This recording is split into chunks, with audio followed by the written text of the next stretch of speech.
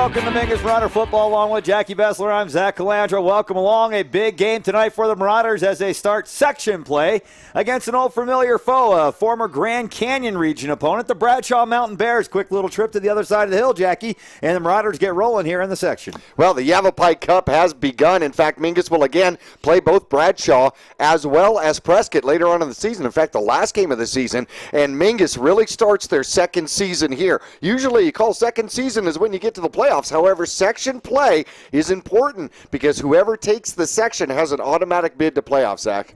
Automatic, and that's what the Marauders need. They're going to need to run through this section, and in years past, no problem. Let's get it rolling. This year, the Marauders are going to have some tough teams to get through, starting here tonight with Prescott Valley. Next week on the road, or actually at home for homecoming against a Flagstaff team that has been very good.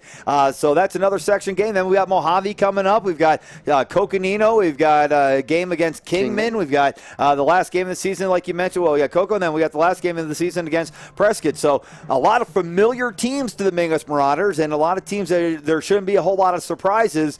Mingus is in a situation right now, Jackie, where they've almost got to win out if they do want to be a playoff team this year. So it starts here tonight. They got the win last week, 33-6 on the road at North, and that might have been the win that get this Marauder team up over the hump, and they need to win again here tonight. Well, no doubts at all. Looking at Mingus' schedule here, Snowflake ends up with a win last week. They are 4-0. Right. Cactus and Paradise Valley both go to 3-1. Paradise Valley with a huge loss last week. North 1-3. Bradshaw Mountain, our team here tonight, 3-1 and already has a section win. Flagstaff is 2-2. They have the section win with a big win, surprising, over the Prescott Badgers, 18-16 last week. And Flagstaff is, I think, getting back to the aerial attack of the Eagles. So they're getting back to where they like to throw the ball down the field. Remember when they had James Brooks up there, JB? That was a team that had a 6'5", 265-pound wideout, and they just to throw the ball up top, and he'd go down and leap over everybody and catch it. And I think they're starting to get back to that. I'm not sure they have that incredible size and talent like they had with Brooks, but I think Flagstaff is trying to get back into more of the aerial attack of football. Well, in fact, that's probably what we're going to see here tonight. A new coach, a new era here at Bradshaw. And another Audsley. Yes, another Audsley coming up. This one's a junior. Hopefully this is the last one. We're not going to see any other cousins, indeed. Great athletes, great family of athletes, but new coach, new ideas. And, Zach, we're going to see Bradshaw looking to put the ball up in the air. They have more aerial yards here in the first 4 games than they do rushing yards. Right, and now they've switched quarterbacks kind of here about halfway through the season. Young man Kane was the quarterback to begin the season. Now, as we spoke, the sophomore Audsley is taking over, and oddly enough, Audsley has not thrown an interception as a sophomore quarterback. So I don't know if the teams they're playing just are not as strong in their secondary as some of the teams may be. But this kid's done a pretty good job since he's taken over the helms. 219 yards in the air, 13 for 18, 2 touchdowns, no interceptions. Stats are on Verde Valley TV, Cable 1, Channel 2, and Suddenlink Channel 2. Yeah. And Kane, by the way, more attempts, 27 of 53, 386 yards. He's got 4 TDs. And the 6 interceptions is, you start to wonder if the coach is going to make some moves along those lines. Well, obviously he has. Audsley looks like the 0 under interceptions looks way better than that 6. Without a doubt. Now, of course, Mingus golf. Lower. Lower is better, without a doubt. All right, fans, let's take a quick break right here. The teams are back in the locker room getting ready for the big game here tonight. The Mingus Marauders and the Prescott Valley Bradshaw Mountain Bears coming up here shortly. We'll be back with the broadcast coming up after this.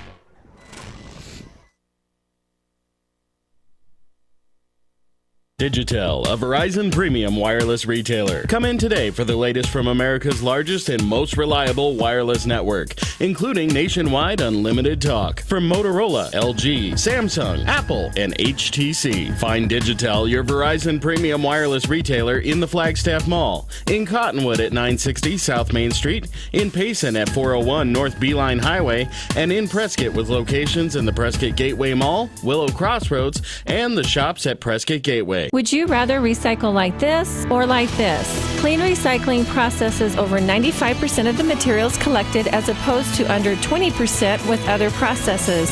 Just add a recycling container and your recycling materials end up recycled instead of in the landfill. Just one of the many reasons Taylor Waste has been voted #1 for the past 8 years in a row. Hi, I'm Chris Taylor, owner of Taylor Waste. We're proud to serve our friends and neighbors with service tailored to your needs. Hi, I'm John Andretti for Window World, America's largest replacement window company. Made in the USA. That's a powerful statement. It's also our story. Window World was born here, and the products we sell and install are made here. Our stores are locally owned, so your money goes to work here in our community. We think that making American homes more energy efficient goes hand in hand with protecting American jobs. Window World, American made, American owned. Visit the new location at 101 Air Park Road in Cottonwood. Call 649-9111, ROC number 286642. Remember when you were younger and your parents said, "Don't make a mess." And remember comments like, "Pipe down." Now it's time to find your own voice. Don't bounce the ball in the house. Strike out on your own. Remember the rules, but don't be afraid to take chances. Explore your sense of wonder. Feed your curiosity. Yavapai College. Life explored.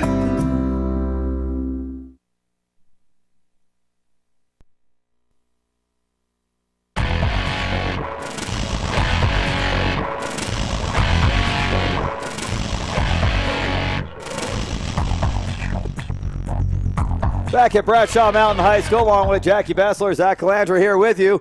The Mingus Marauders and the Bradshaw Mountain Bears ready to square off once again here, JB. These are teams that are very familiar with each other. As a matter of fact, they've played about the last 10 years up until last year, it seems, and the Mingus Marauders have really had the upper hand against the Bradshaw Mountain Bears here in years past. I remember, was it last year, the year before, about 2 years ago, I think it was, Bradshaw Mountain actually beat Mingus for the first time, and man, we went home wondering what's going on around here. Well, Mingus is 7-1 against the Bradshaw Bears since 2004. Last match up in 2012, Mingus won that one 23-7. Low rushing, low passing yards, but Mingus able to come away with the victory. Led in the sack category 4-3, but Mingus really only put up 200 yards, only 130 yards for the Bradshaw Mountain Bears. I'm not sure that's going to be the same scenario out here tonight. Mingus outdid them in both rushing yards and passing yards the last time they played.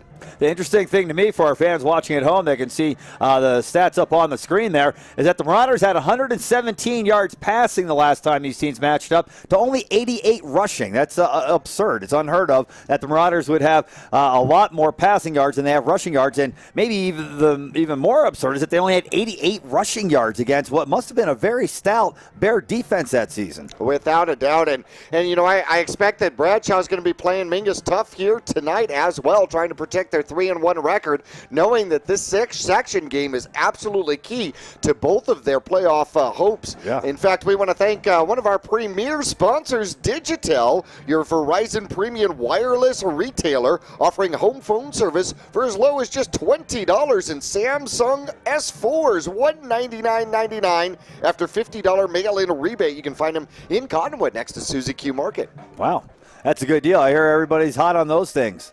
I hear they hit the market. People stand in line for days. You think they were going to the baseball season tickets or World Series tickets or something. Right, no kidding. Hey, World Series is coming up pretty soon. Baseball playoffs are right around the corner. You can tell because it's like 8 degrees out.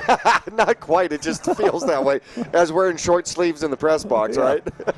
No kidding. Hey, do want to let everybody know about our Northern Arizona Rehabilitation and Fitness Injury Report. And we finally got a report on Schill. Apparently, he missed last week's game because of a strain in the neck, but is returning for this week's game. Okay. However, Ulysses Hernandez will not be in tonight's game. He had a sack, I believe, yeah, he had a sack in last week's game. He will not be in tonight's game with a sprained ankle.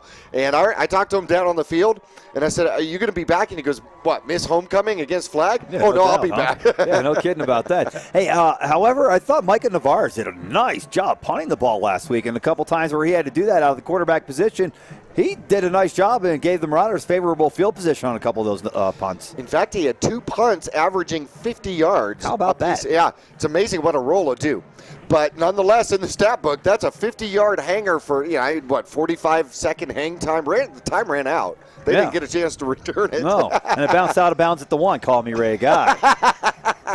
Since 2000, Northern Arizona Rehab and Fitness has been providing the highest quality physical therapy in the Ferdy Valley. They're located on South of Willard in Cottonwood, and the sponsor of our injury report.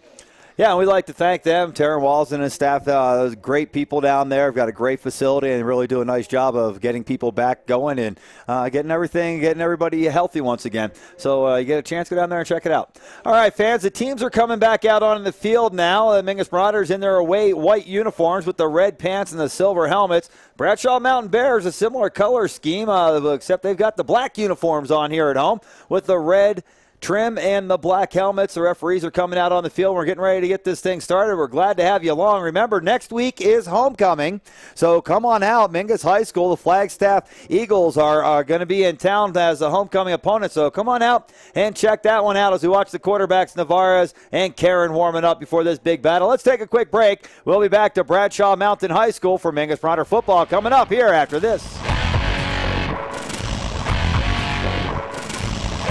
Local Taco Bell invites you to Live Moss. There are now 3 varieties of Doritos Locos Tacos at Taco Bell: Nacho Cheese, Cool Ranch, and the new Fiery Doritos Locos Taco. Convenient hours, drive-through, and open late every night. Visit your local Taco Bell, located on the corner of Highway 89A and Cove Parkway in Cottonwood.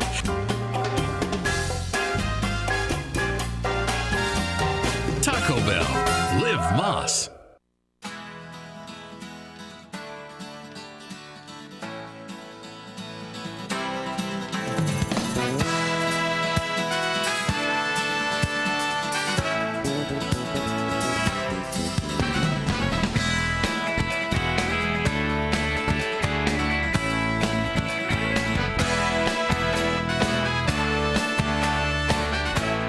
Our whole team is here to help you get the most out of each workout here at the Cottonwood Recreation Center. It's time for the year's best deals on the industry's best-selling machines during the Polaris Factory Authorized Clearance. Rebates up to $1,000 and financing as low as 2.99% on machines built to tackle your off-road passions. Hurry to your Polaris dealer today. Deals this good won't last long. Huge rebates and incredible financing going on now during the Polaris Factory Authorized Clearance. Visit Cottonwood Motorsports at Route 260 and Western Drive. Reese's Tire and Automotive Tire Pros give you more miles for your money. Locally owned and grown, Reese's Tire and Automotive Tire Pros will beat any competitor. Bring your best deal and they'll beat it on price, total service, tire quality, and arguably the best nationwide warranty. For 24 months or 24,000 miles and available at 30,000 locations coast to coast. Get more miles for your money every day from your hometown team, Reese's Tire and Automotive Tire Pros.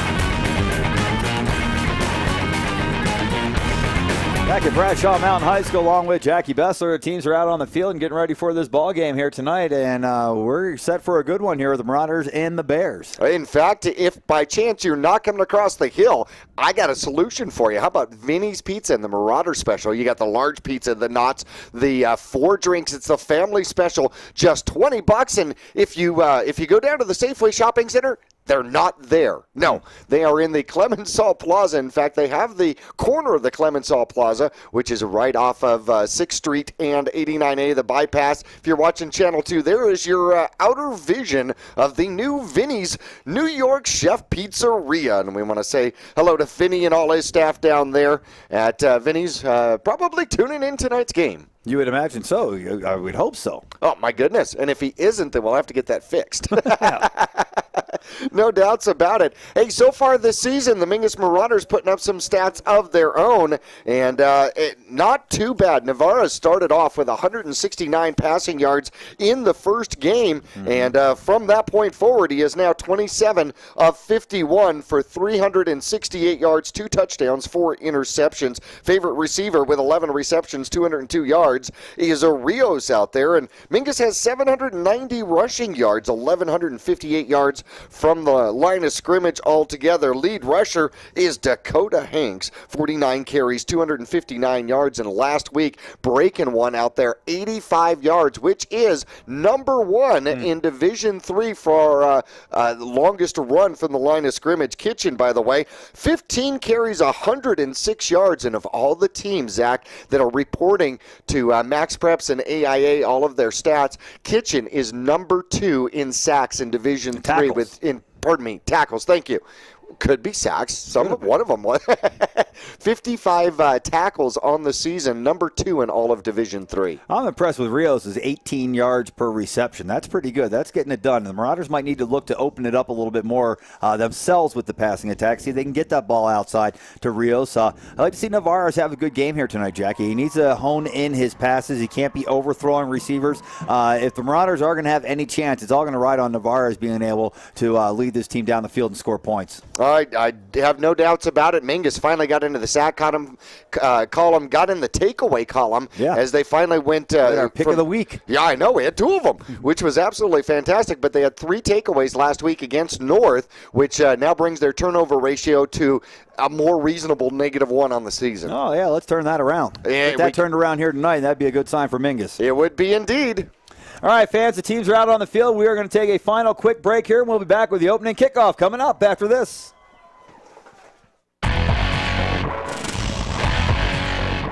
Here in the Verde Valley, it's always a great time to ride. And for all your cycle needs, it's always a great time to visit D&K Service Cycle and ATV. Their certified technicians can keep your street bike or your dirt bike in tip-top shape year-round. Stop in and check out the full inventory of riding gear. At D&K, they can help sell your good used motorcycles too. Go to dkservicecycle.com and find out about the consignment program.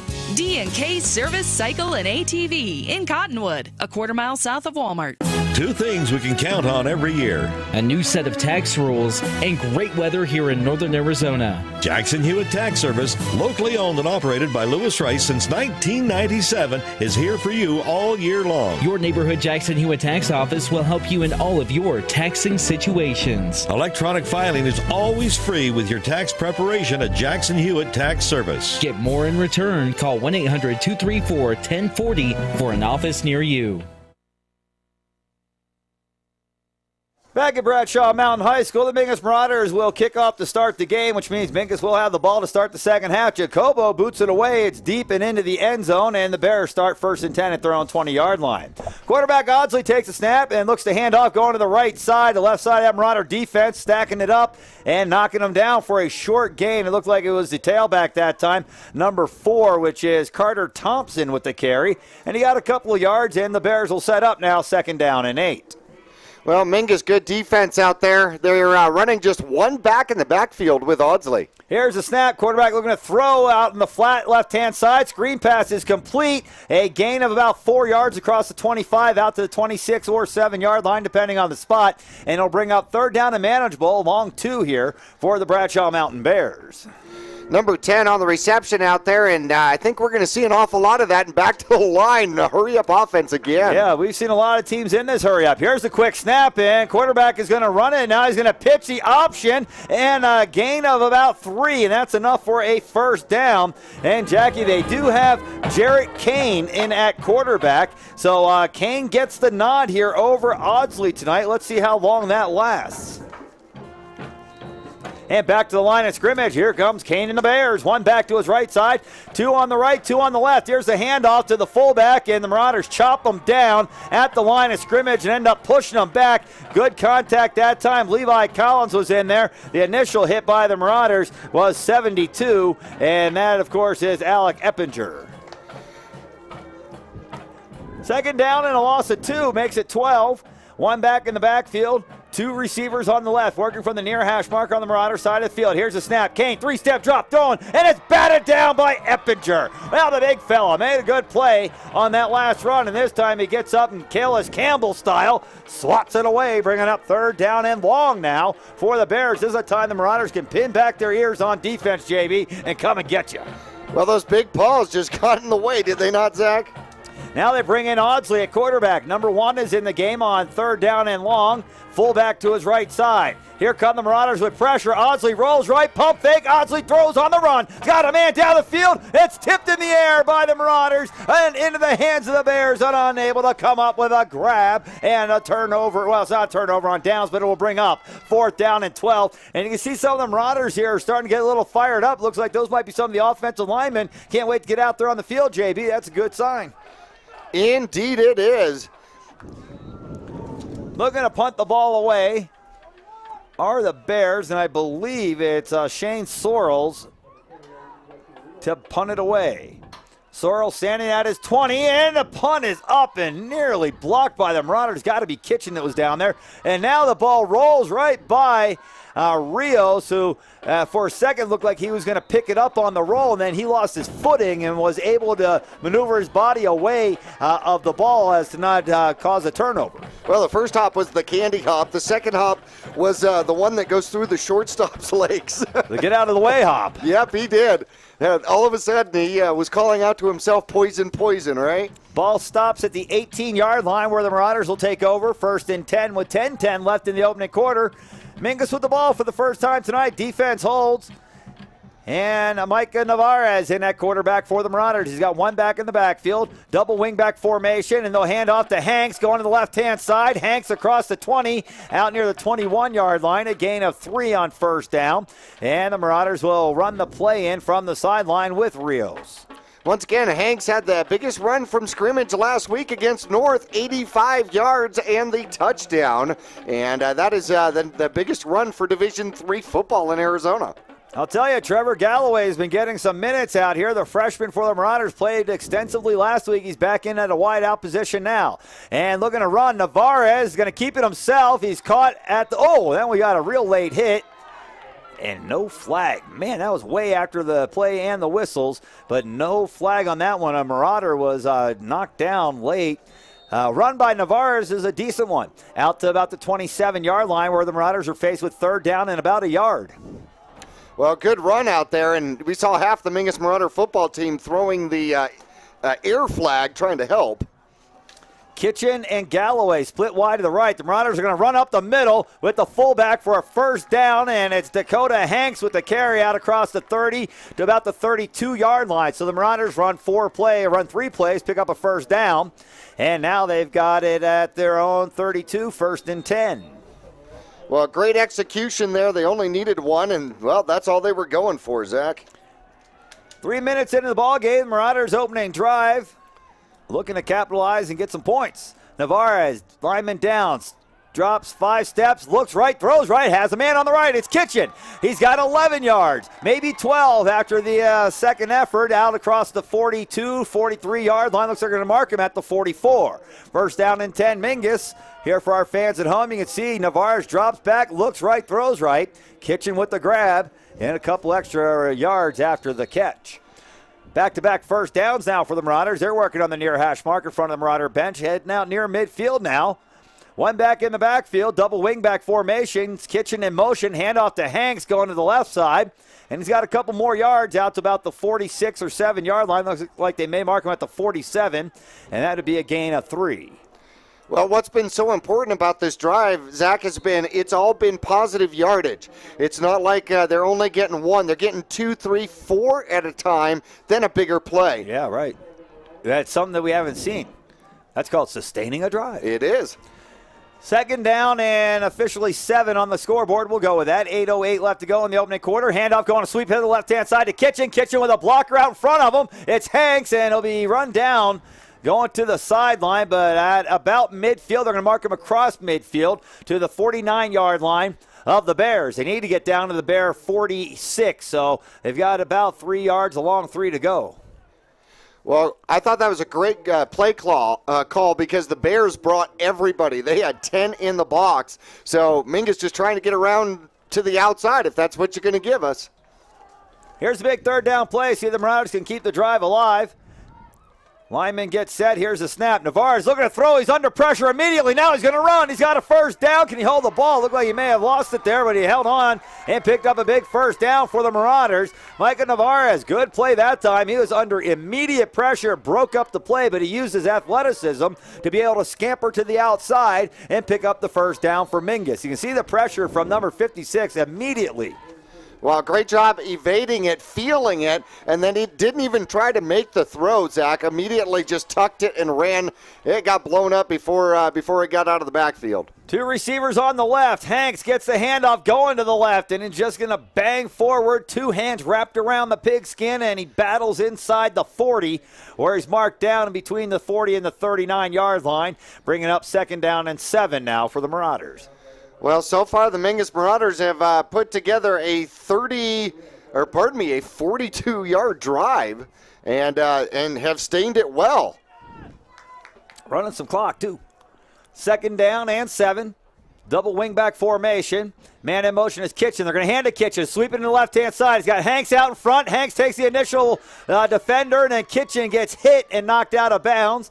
After a gain of about 5 yards, it looks like. He's inside the 35 to the 34-yard line. The Marauders need to get down around the 32, so it's 3rd down and manageable again. The Marauders have had 3rd down 2 or 3 times in this drive, but it's always been 3rd and 1 or 2 or something manageable that they've been able to pick up. Unselfish block out there by Hanks, taking on the first linebacker that he saw, and just barely gave Kitchen the edge to pick up the yardage. Here's the big 3rd down play once again for Mingus. However, I think they're probably in 4-down territory here at the 33 or 34-yard line. Oh, they got the Bears jumping across the line of scrimmage.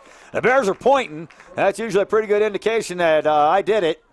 Let's see what we've got. It's all sides on the defense, and that's what they did. They did it. That's an automatic 1st down for the Marauders. So they've got a couple with their offense, and now they've got one on a penalty. And the Marauders are set up shop just outside the red zone. 1st down and 10. Mingus at the 28-yard line. 4 first-down conversions here for the Mingus Marauders. That's nice. Well, 3 third-down conversions, I should say. How about that? That's a nice opening drive. 6:20 left here in this opening quarter. The Marauders looking for points.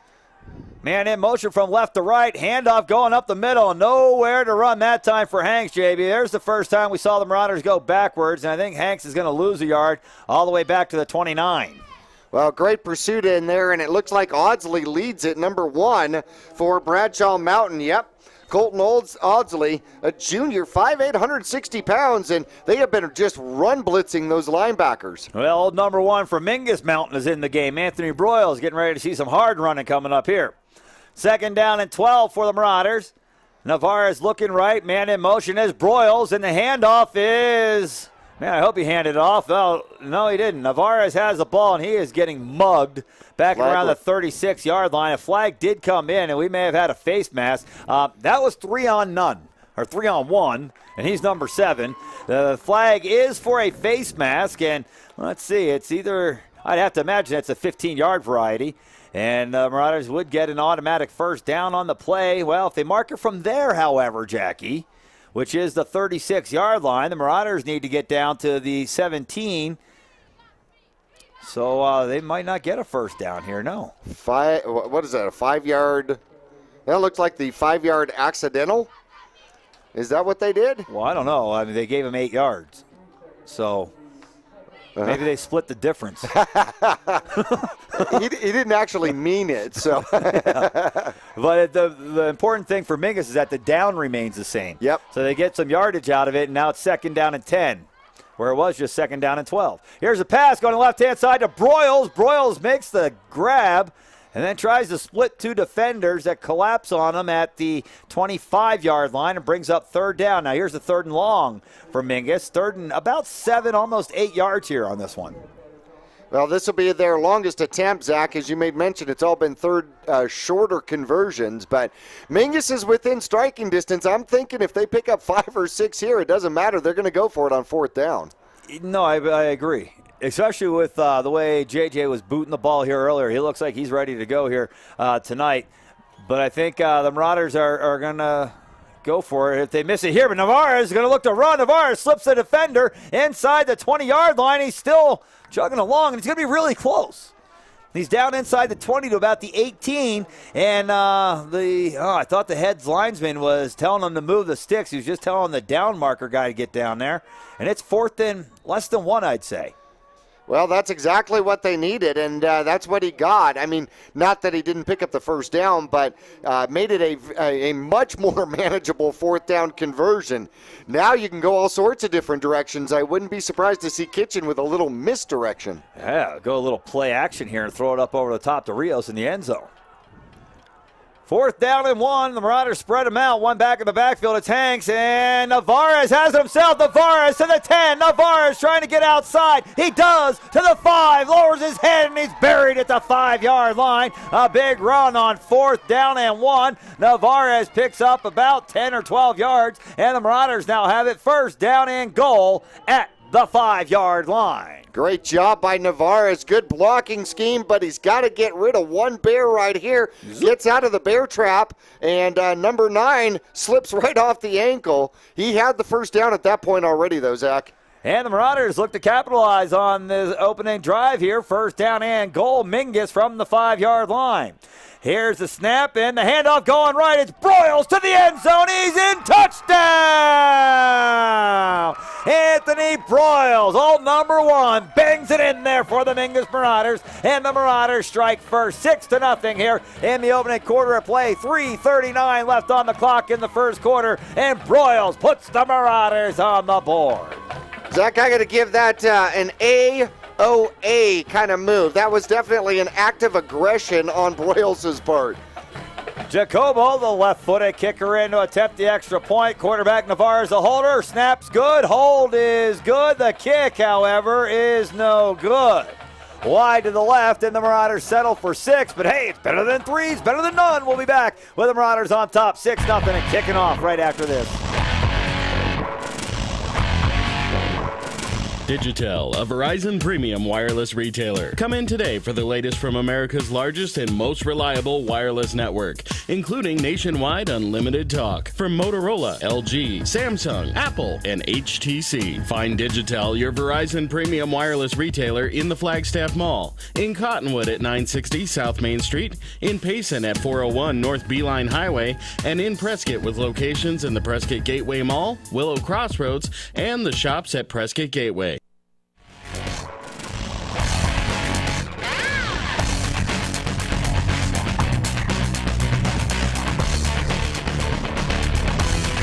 Back at Bradshaw Mountain High School, Marauders get on top with a touchdown. 6-0 after the failed point after. And here's the kickoff by Jacobo. This one is high and short. Taking it at the 1-yard line. Coming up the middle of the field to the 10. Going to the right-hand side on the Bear side of the field. Trying to get outside. And he does. To the 30-yard line and down the right sideline he goes. To the 40. Breaking tackles and on his way to the house. One man to beat. It's Jesse Rios. Can Rios make the play? Breaks through a defender. And he's gone. It's Audsley on his way to the house. A 99-yard touchdown on the kickoff. Colton Audsley ties the game just like that. The Bears an extra point away from taking the lead. Well, Mingus had some coverage breakdowns there, no doubt about it, but Audsley is definitely got speed and skills, able to make all sorts of Mingus Marauders miss. Right there for our fans watching at home when he had Kitchen jump at him and miss. You knew it was trouble. One man back, you could see him. Rios going 1-on-3, slips the defender, couldn't get to the ball carrier. And here comes the extra point attempt, a bobble snap, rolling to the right, and looking to throw, hit, but still on his feet, and still looking to run. The Marauders finally catch him, and we're tied at 6. All right. Well, at least they don't give up the extra point. They don't give up the lead. They give up the lead. They don't give up the lead. Right. We'll be back with a Marauder kick return after this. Here in the Verde Valley, it's always a great time to ride. And for all your cycle needs, it's always a great time to visit D&K Service Cycle and ATV. Their certified technicians can keep your street bike or your dirt bike in tip-top shape year-round. Stop in and check out the full inventory of riding gear. At D&K, they can help sell your good used motorcycles too. Go to dkservicecycle.com and find out about the consignment program. D&K Service Cycle and ATV in Cottonwood, a quarter-mile south.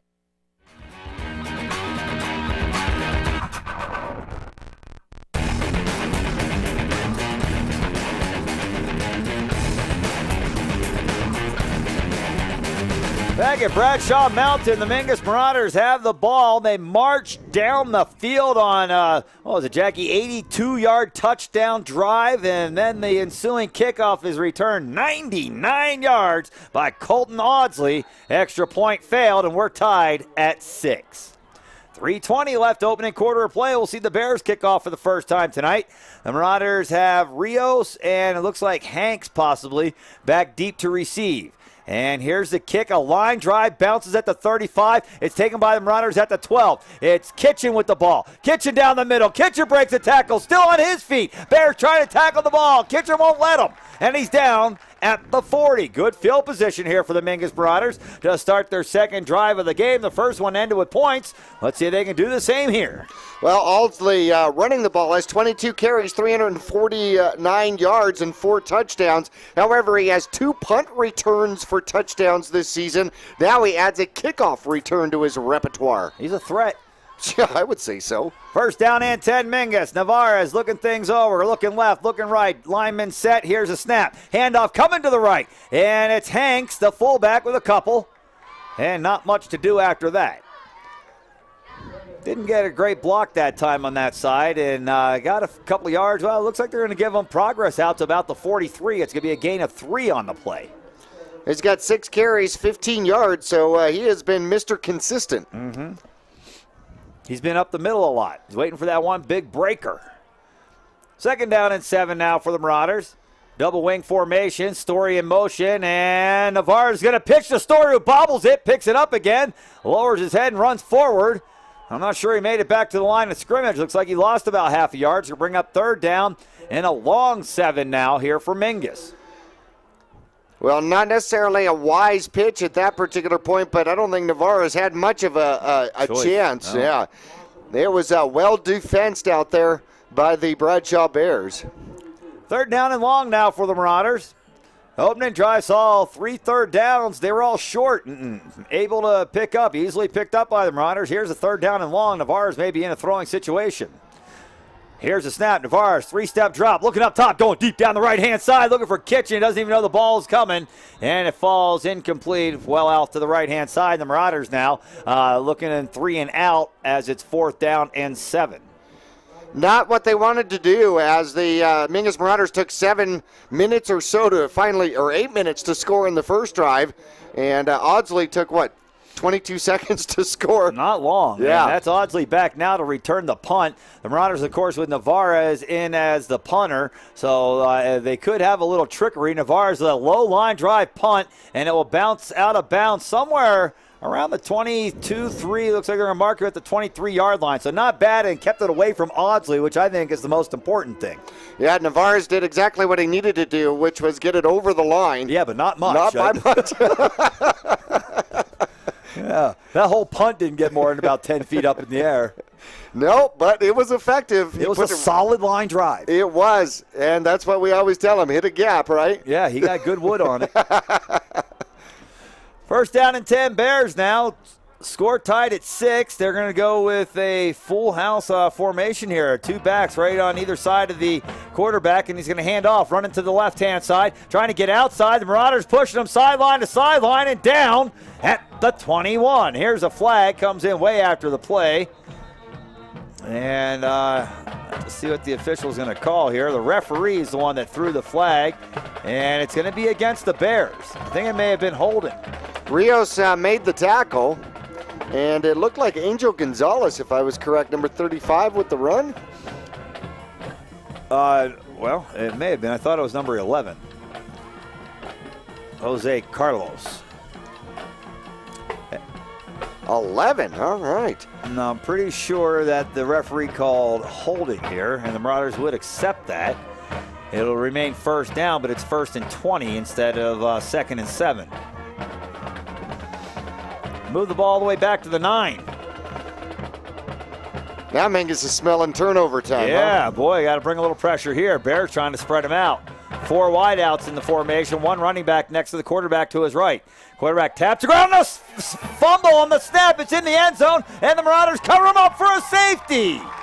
Now, they're just going for a 2-point conversion.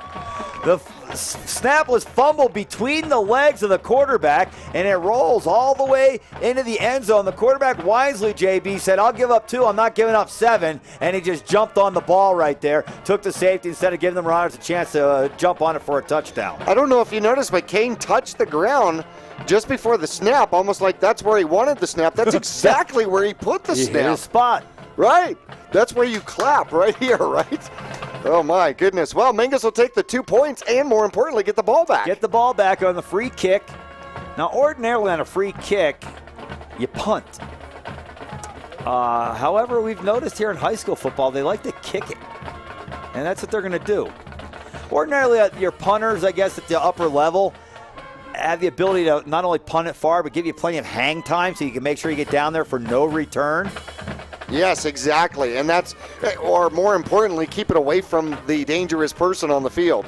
But Rios and Kitchen will have an opportunity, and Kitchen is in the top 10 of Division III for return yards. They're standing at their 25 to return the kick instead of the goal line. So, in good shape here. Here's the kick. It's a line drive, and it's taken by Kitchen, bobbles it, now he's looking for it, picks it up, and now he's trying to run to the 40-yard line. Kitchen still on his feet, and across the 45, he's wrestled down at the 47-yard line. So a safety's worth 2, and then good field position out to the 47. Marauders went 3 and out the last time they had it. Let's see if they can get that ball moving down the field and get more points up on the board. 8-6 is our score. Mingus with the lead and the ball with 62 seconds left in the first quarter. Great presence of Kitchen to slow down and make sure he actually got the ball, but I'm sure he's kind of upset that he didn't get that ball clean. On that first bounce. Yeah, that first bounce, I think he might have had another 10 yards or so. Here we go, first down and 10, Mingus. Wing T formation, pass out of the backfield to Hanks behind him, and Hanks is mauled. Wow, by the Bears for a loss of about 4. I'm not sure I like the play where you take the snap and you turn around and throw the ball on the lateral to your running back about 7 yards behind you. We saw that last week down at North, and fortunately for Mingus, it was thrown so hard that it went out of bounds and it didn't cost him. But man, if that ball doesn't get caught and it rolls around out there, that's a free ball. Plus, it'll cost you 5 yards. Well, they're trying to give Hanks another look besides up the middle. Unfortunately, it didn't work. I don't think he likes that look.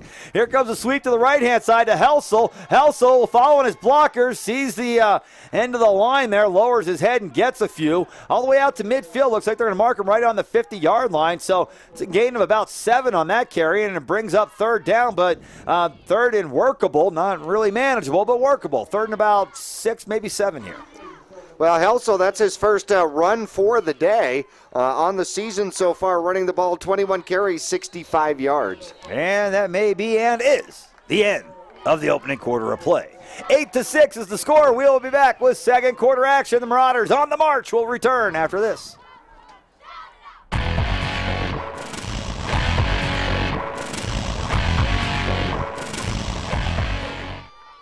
For almost half a century, Verde Valley Guidance Clinic has helped people seeking recovery from mental illness and substance use disorders. Now is the dawn of a new day in healthcare. With the addition of Valley Medical Center and Verde Valley Connections Primary Care, we now offer a balanced approach to healthcare. Our pediatricians, physicians, and nurse practitioners are available to assist children and adults of all ages to get well and stay healthy. New patients are welcome. As the oldest community behavioral health clinic in northern Arizona, the professionals at Verde Valley Guidance Clinic have helped thousands of families and individuals reach their recovery goals. Our 2 primary care offices are located in Cottonwood, with behavioral health facilities in Cottonwood, Camp Verde, and Sedona. Our clinics now accept Access, Medicare, and private insurance. Verde Valley Guidance Clinic. We provide quality health care for both your body and your mind. Third down and long for the Marauders. Navarez to throw. He lets it go to the left-hand side, looking for his tight end, Zach Simmons, and way out in front of him, Simmons not able to make a play. And the Marauders again faced with fourth down from midfield. It's 4th and about 7 here for Mingus. And we saw Navarez punt the ball away last time, Jackie, and had a chuckle that the ball never got more than about 10 feet in the air. That was by design, and it was to keep the ball away from Audsley, and I'd imagine they'll do the same thing here. Especially after the kickoff return. Oh, this time he punts it high and returnable by Audsley from the 18 down the left sideline. Audsley still on the loose and finally caught and tackled at the 45-yard line. So that's a net gain of 5 yards on the punt. However, there is a flag on the far end of the field where a Marauder, it looked like it may have been Garrett Story, was just hammered from behind. And I believe this one's going to be coming back for a hit in the back. Well, that would be very beneficial for the Marauders, who have given up an awful lot of return yards. That one about 35 return yards. Add that to the 99-yard touchdown kickoff return. Yeah, whoa. Bradshaw then, at that particular point has about 6 times the return yards as they do from the line of scrimmage. The flag was sitting at the 26-yard line. I believe that's where they will mark it off and most likely half the distance to the goal. And the ball will be spotted at the 16. The Bradshaw line, offensive line, trying to block the referee. Yeah. You do what you got to do. First down and 10 for the Marauders. For the Bears at their own 16-yard line. Quarterback Kane set in the shotgun, takes a snap, and will not hand off. Looked like he's going to hand off to the fullback. Instead, he keeps it himself, and running on the left-hand side, the Marauders are able to make a tackle, but a good gain out to the 22-yard line, and it will bring up a second down and about 4.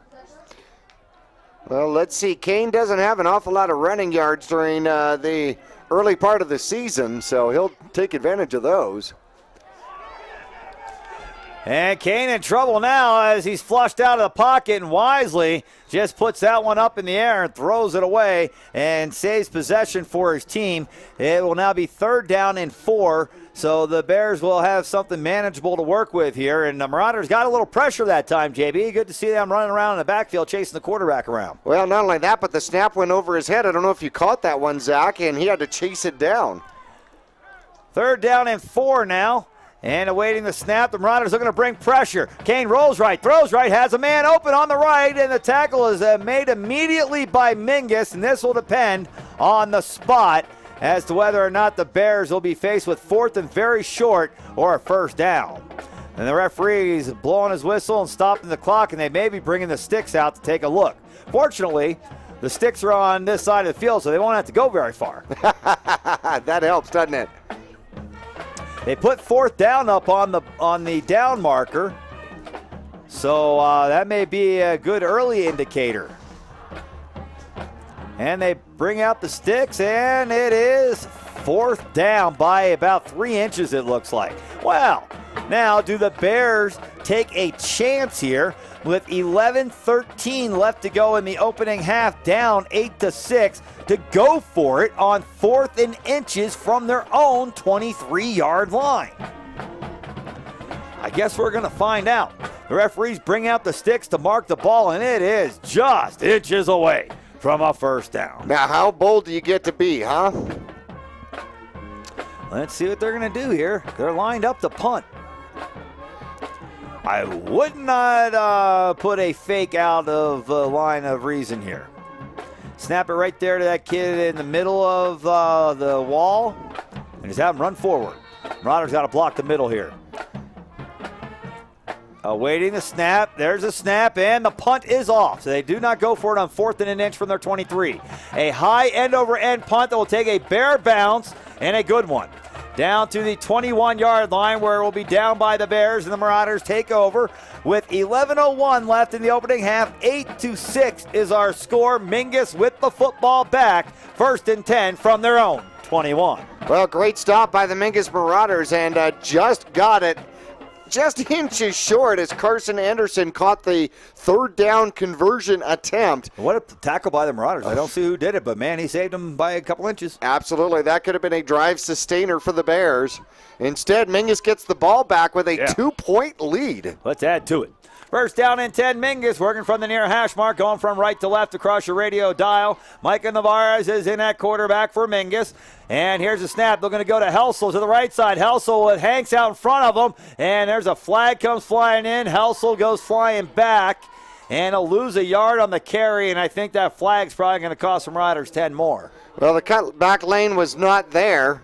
No. However, a little extracurricular activity might be the first Mingus Marauder penalty of the game. Well, let's see. Yeah, Marauders are backing up. That's usually a good indicator. I thought I saw the umpire pointing towards the Bears, but he might have just been saying, hey, you, get over here and tell us what you want to do. Had they had a couple yard loss on that, maybe it would be a decision, but considering that he got back to the line of scrimmage on the play. 10. So they marked 10 yards off, back to the 9-yard line. Uh-oh. So that's a 12-yard penalty on the Marauders. And first down, repeat, first down and 22 now. And here's the snap, and the Marauders handoff up the middle. It's Hanks. Hanks has a good chunk of it back as he's out across the 15 to around the 18-yard line. And I guess when it's first and 22, you're happy to pick up about 8 or 9 on first down and make it second and something you can work with, huh? No kidding. Biggest run from the line of scrimmage here for Hanks, who now has got 20 yards on the game. Plenty of time left here in this opening half. 8-6 is the score. The Marauders with the lead. 10-20 on the board. Second down and 13 now for Mingus. Navarez set under center. He's got one back behind him. Double wing formation, one on either side. 2 receivers in the set. They'll fake the handoff, and now Navarez has it himself. The 20, makes a move inside, bounces off his own guy, and is tackled at about the 28-yard line, which will bring up third down and about 3 now for Mingus. Well, he had everybody fooled, including the guys here in the press box. As Navarez dropped back, he was actually showing that ball. I think he was thinking about passing it, and runs around number 45 out there for the Bears, which I think is Tristan Clark.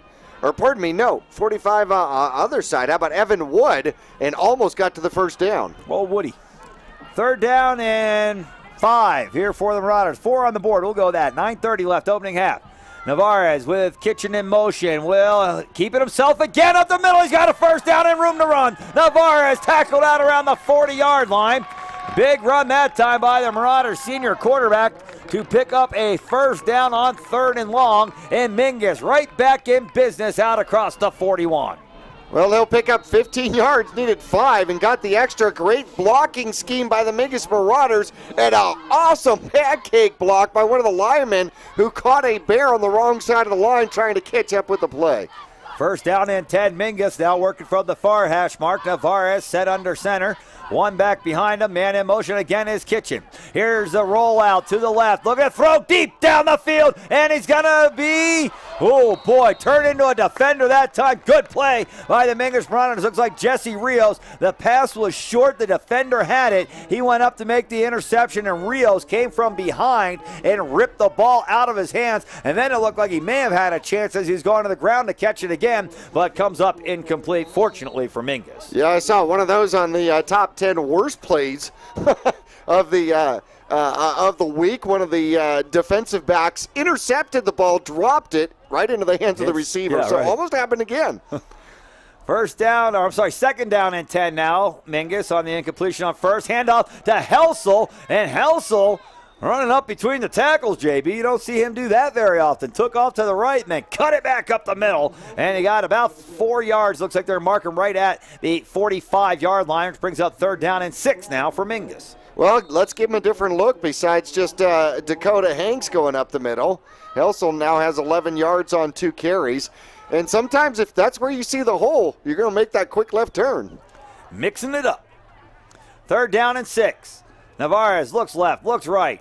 Shouting out instructions. Lineman down. Man in motion is Helsel. Navarez hands off. Delayed handoff to Kitchen, who is not going to get a first down, but does hold on to the ball. These Bears are ripping at the ball, JB. Hold him up. Everybody else trying to rip it out of his hands. That time Kitchen was able to hold on again and pick up a couple. However, it is 4th down and about 4. Long 4. I like to see that misdirection, and Mingus lines up quickly. Going to line up to go for it, but they're not. They're going to punt it away now, and it will not be returned. It takes a lateral bounce, and the Marauders will down it at the 26-yard line. Plenty of time, 7:52 left, second quarter of play. Marauders up by 2, 8-6. The Marauders scored a touchdown, missed the extra point, and then had a safety to give them the 8. Well, as long as Mingus is up at this particular point, but they're going to put their defense back out on the field. And so far, through the first quarter, or the first half. Yeah, defense has been good. Let's see, 20 yards on 9 plays offensively for the Bears. Yeah, defense has been good.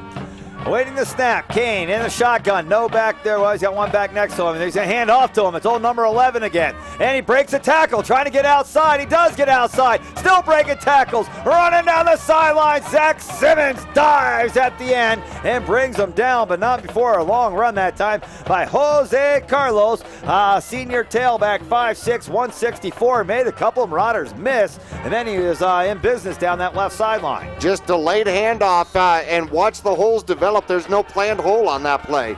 Here's a snap, high snap, handoff to the fullback, who is going to be hit in the backfield, but able to lower his head after contact and pick up a couple back to the line of scrimmage. And number 14 for the Marauders getting in there. That's Marshall Schill. Nice to see him back on the field for us. Oh, Schilly. Second down and 10. Awaiting the snap from the gun. Rolling to his right, looking to throw, pump fake, now he's going downtown on the right side, ball up in the air, and good defensive play again by the Mingus Marauders. Dakota Hanks that time is able to get a hand in there and rip the ball away from Angel Holguin. Well, Angel so far on the season has been one of their popular receivers, 6 receptions, 44 yards. Third down and 10 now. As the Bears head back to the line of scrimmage. Quarterback in a gun. He's got a man to his left. Here's the snap. Rolls to his left. Look at the throw. Now he's flushed down to the pocket. Now he's got time as he rolls to the right. And the Marauders in pursuit again. He's looking to go back to the left, and Mingus chasing him all over the field. It is Audsley that's in at quarterback, and he's got to run for a first down before he's knocked out of bounds across midfield at the Marauder 48. And now flags come flying, and we may have a late hit on the Mingus Marauders. Well, that was a frustrated throw out of bounds as Audsley went back and forth, ran about 2.5 miles to get 11 yards and a first down. Personal foul against the Marauders is going to add on to this one. They had him numerous times in the backfield for what would have been a loss and a fourth down and long, but Audsley is just able to continue to slip away from Marauders time after time. Right there, he's at the 35-yard line. He ends up out across midfield before anybody can get to him, and then the late hit out of bounds will cost the Marauders 15 more. Now, Karen, when he made contact, he didn't actually have him out of bounds yet, so the final throw is what took him out of bounds. So that was questionable. From the Marauder 33, here's the snap. And Audsley's going to run. No, I'm sorry, it's Kane that's in this time. Oh, and he fumbles! And I believe the Marauders have it. Let's see what the referee says. They're looking for the ball. The Marauders have it. The Marauders have it. A fumble, and Mingus pounces on it, taking it back at the 30-yard line. First down and 10 Marauders. You see the quarterback here, our fans on TV, running up the middle, and then all of a sudden, whammo! The ball comes flying out, and Marauders dive all over it. And who is it? Looks like it's Schill that gets it. First down and 10 Mingus at their own 30. Was it Schill or Kitchen that came up with that? 14, Schill. 14, all right, way to contribute. First down and 10 Mingus. Get the ball back on the turnover. They like to take out some of the time off this clock here during this drive and capitalize with a touchdown. Here's the snap, and Navarez looked like he tried to hand it off to Hanks, and Hanks didn't want it or something, and Navarez said, oh, okay, I'll run right then. Then he got swarmed over by 11 guys in black uniforms, and let's see if they give him forward progress back to the line of scrimmage. Looks like they are, and it'll bring up second down and 10. Navarez on the ground. That was just the get the clock moving play, by the way. Right. Well, that's part of the plan on this drive. Get that clock running, score some points without them having any time. Navarez, 7 carries, 56 yards. We need a same kind of drive that we had our first drive of the game as Mingus went 82 yards for the score. Second down and 10 Marauders from their own 30-yard line. Man in motion from right to left. Rolling left, throwing left. Story with a grab on the left. Story spun around and down at about the 34-yard line. So a positive gain, but not for a lot of yardage. Bringing up third down and 6 now for the Marauders. Well, that's okay. We'll take that. That was good out of the backfield, and it's gives the Bradshaw Bears something else to look for. And Story, hey, We needed 10. We got 5. He made the catch. And it gets Navarro's off his streak. He was 0 for 3 his last attempts. 2 for 2 in the first. Now he's 3 for 6 in the game. The freshman Galloway lines up wide on the right-hand side. The Marauders need 6 yards here on third. Here's the pitch out of the backfield going to Kitchen. Kitchen in trouble and run down by Osley. You don't see very many players able to catch up with Brennan Kitchen. Colton Osley apparently is one of them. Well, he is fast. There is no doubt about it. He has shown his speed and flexibility. He can go all sorts of different directions out there. Loss of 2 on the play. Brings up 4th down and 7 here for the Marauders.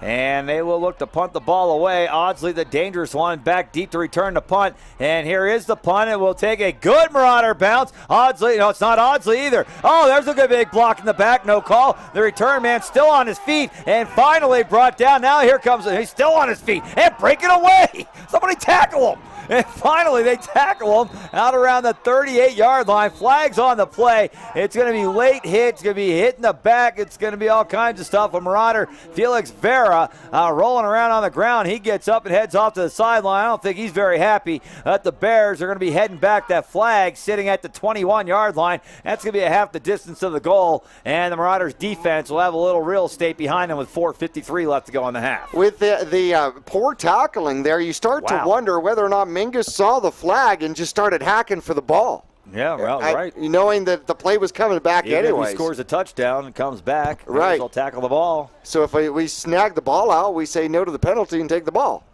Yeah. And referee looking the other way, not telling us what's going on over here. And the visitor side.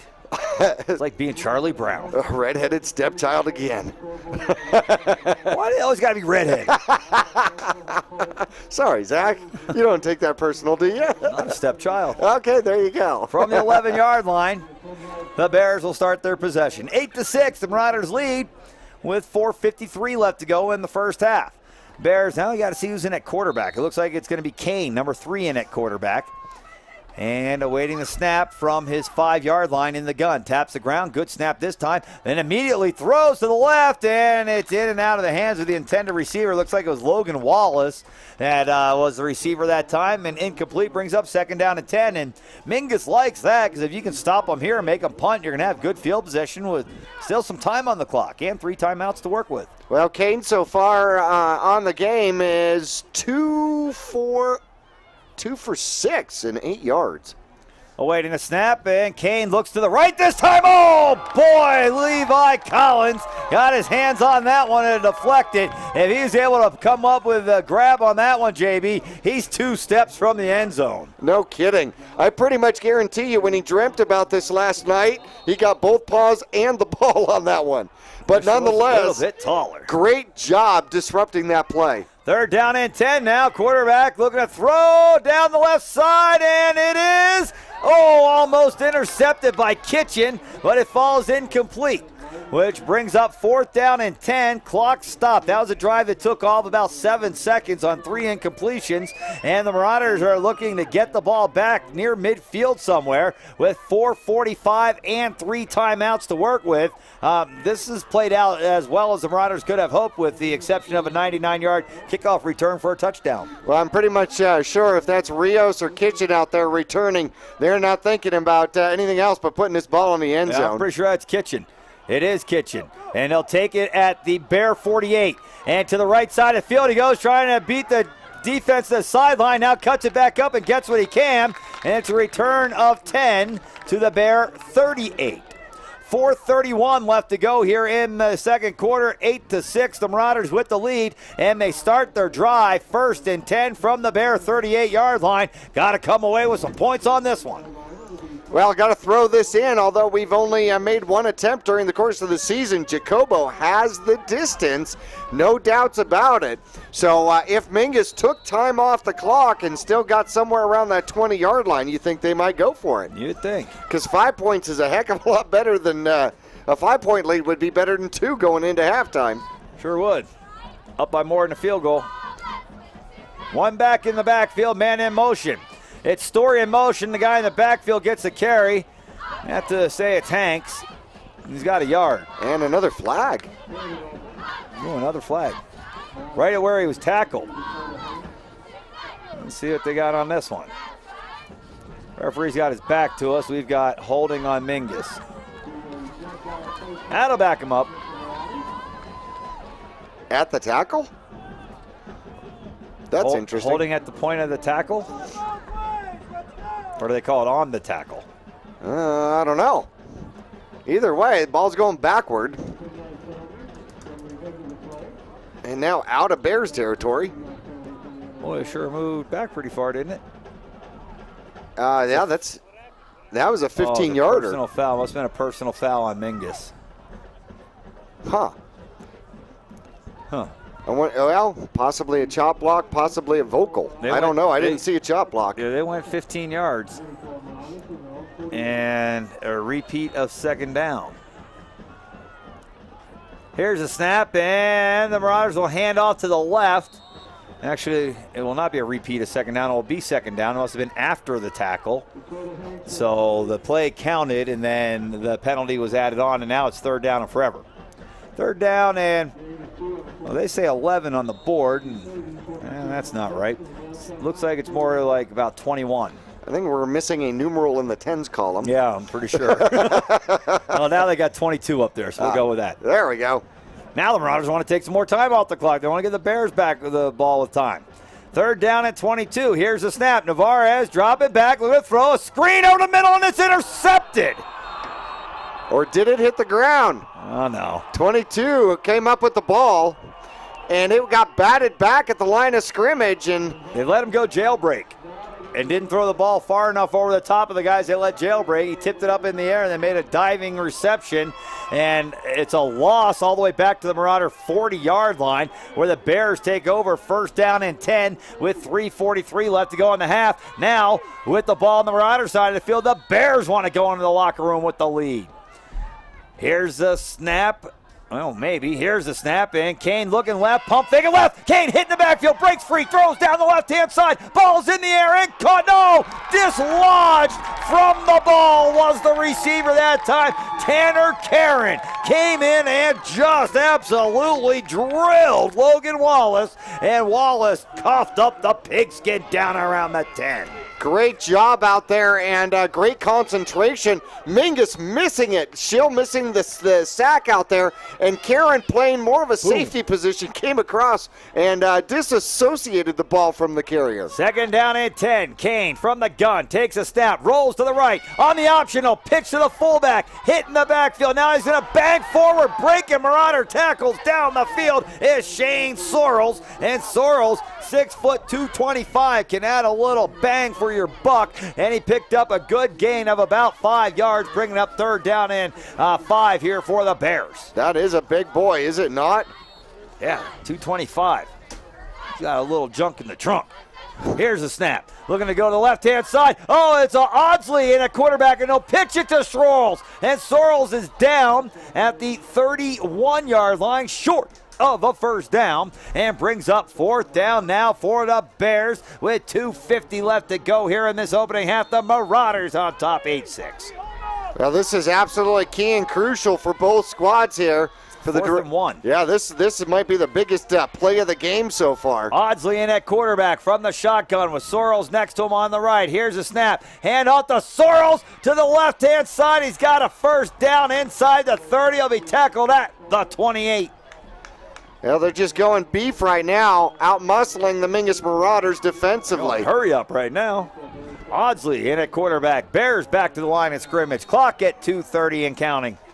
No, it's not at 2:33 and not moving. Here's a snap, a fumble on the snap. Audsley comes up with a pump fake to the right. Audsley trying to run to the right sideline. Now cut it down the right sideline, and he knocked out of bounds. Way to miss the camera down there, and out of bounds at around the 22-yard line. So a good gain of about 7 or 8 yards on first down, and he's out of bounds to stop the clock with 2:23 left to go in the half. How did he do that? He was working like the last 7 inches of the field. Yeah, tiptoeing. And the clock stops, second down play. Here's a snap, and Audsley's going to keep it himself up the middle. Good open field tackle by the Marauders. Now I'll have to wait till he turns around. He's got a 4 on his jersey. I don't know what the other number is. We'll have to wait and see. How it's Schill, 14, that comes up and makes the open field tackle for the Marauders, bringing up third down and about 3 now. Audsley takes a snap, rolling right, fakes the option, it falls down in the backfield. A loss of a couple on the play, back to about the 22 or 3-yard line. They need to get down around the 18, so it's going to be 4th down and about 3 or 4, and here's the decision with 1:45 left to go. I think they made the decision quickly. Yeah, they're not kicking. Nope.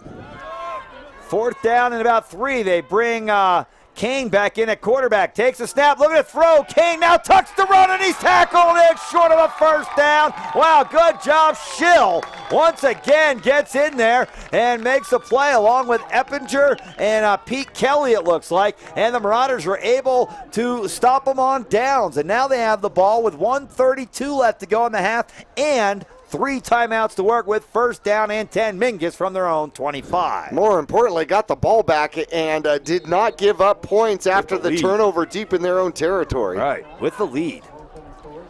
Got the ball and the lead. Got some time and some timeouts. See what the Marauders can do here. 1st down and 10. Navarez set under center. One back behind him. Double wing formation. One receiver on the right, one receiver on the left. Here's a snap and a handoff going up the middle. And got the clock running. Off tackle to the right. There we go. And a pile up. Right. Take your time getting off the pile because we want all the time to run out of the half. Yep. Kind of a Los Angeles freeway. Dakota Hanks with another run. They're bringing the big fellow in the ball game now. Levi Collins rolls out onto the offense for the Marauders. Collins has been successful running the ball this year. Yes, he has. Let's see, running the ball, Collins, number 34, 96 yards on 8 carries. And clock ticking away here, under a minute before the Marauders take the snap. They'll hand off to Helsel to the right-hand side. Helsel's got a 1st down out to the 40-yard line. That'll stop the clock for a moment. Marauders have 3 timeouts and don't seem to be in much of a hurry here, Jackie. Well, 14 yards on that one, and interesting. Clock is running. Marauders making their way back up to the line of scrimmage. And now set at the line of scrimmage and waiting for some more time to run. And here's the handoff going to the left-hand side to Collins. Mingus seemingly happy to try to just run the ball down the field and run out the rest of the clock in the half. With 3 timeouts left. In 1:45. Interesting. Well, they would have had shots at it. Yeah, plenty of shots. But now they're down to their last play. Yeah. If they get it off. Right. Interesting. 8-6 is the score. 2nd down and 8. And they do get the call off. And a handoff going to the right side to Collins. Collins with a big hole. And it seems like a wasted drive there, Jackie. 8-6 is the score. Collins picks up about 17 on the carry, and the Marauders run out the final 1:45 of the half and go to the locker room with a 2-point lead. 8-6 is the score. Let's take a break. We'll be back with the halftime report brought to you by Larry Green Chevrolet. We'll be back to Bradshaw Mountain High School. Marauders on top, 8-6. They'll have the ball to start the second half. We'll be back after this. This is Travis Reed from Larry Green Chevrolet in Hyundai of Cottonwood. People often refer to us as the people place. Let me assure you, whether it's our involvement in the community or with our customers that visit, we make it a priority to keep that reputation. If you're in the market for a newer pre-owned car, truck, van, or SUV, you'll find our selection extensive and our sales team professional and courteous. Visit Larry Green Chevrolet in Hyundai of Cottonwood, 2 dealerships in 1 convenient location just off Highway 260 next to Walmart in Cottonwood. From all of us at Larry Green Chevrolet Hyundai of Cottonwood and the Green Auto Group, we're better! The Suzy Q Market is the most convenient stop for road trips, with 1,500 beverage selections and plenty of snacks. And save on Texaco fuel with your Safeway Rewards card. The Suzy Q drive-thru window is the most convenient way to pick up those essentials on the way home. Road trips start here. With something for everyone. At the Suzy Q Market. Next to KFC on Main Street, Cottonwood. Go Marauders!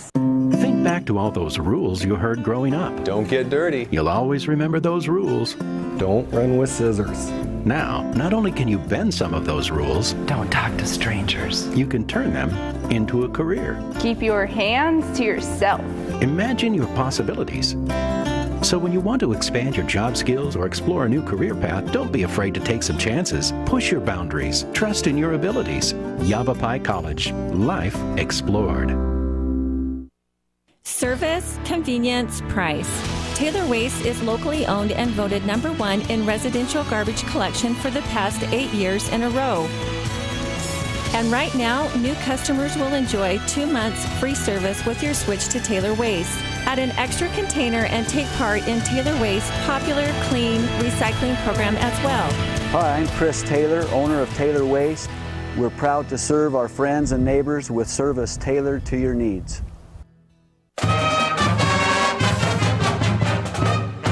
Welcome to the Halftime Report, brought to you by Larry Green Chevrolet. They're better and they'll prove it.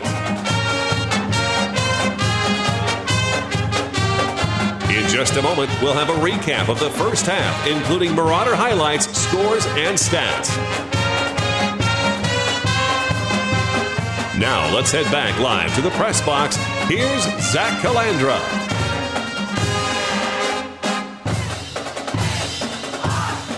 Back at Bradshaw Mountain High School at the half, 8-6, the Marauders with the lead.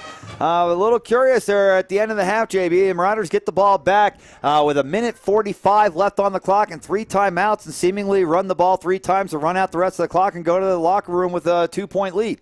Not exactly sure why Mingus did that as we get into the Larry Green Chevrolet halftime report. However, at the same time, just before that, Mingus survives a mistake as a attempted middle screen pass goes for an interception, and the Bears look like they could very well score that one, getting down as close as they've gotten to the red zone. They haven't sniffed the red zone except for that particular drive. The only points coming from Bradshaw is the kickoff return. Mingus would score first in the game and then turn around. They drive the field 82 yards and score the touchdown, miss the extra point, and then on the ensuing kickoff give up a 99-yard touchdown return.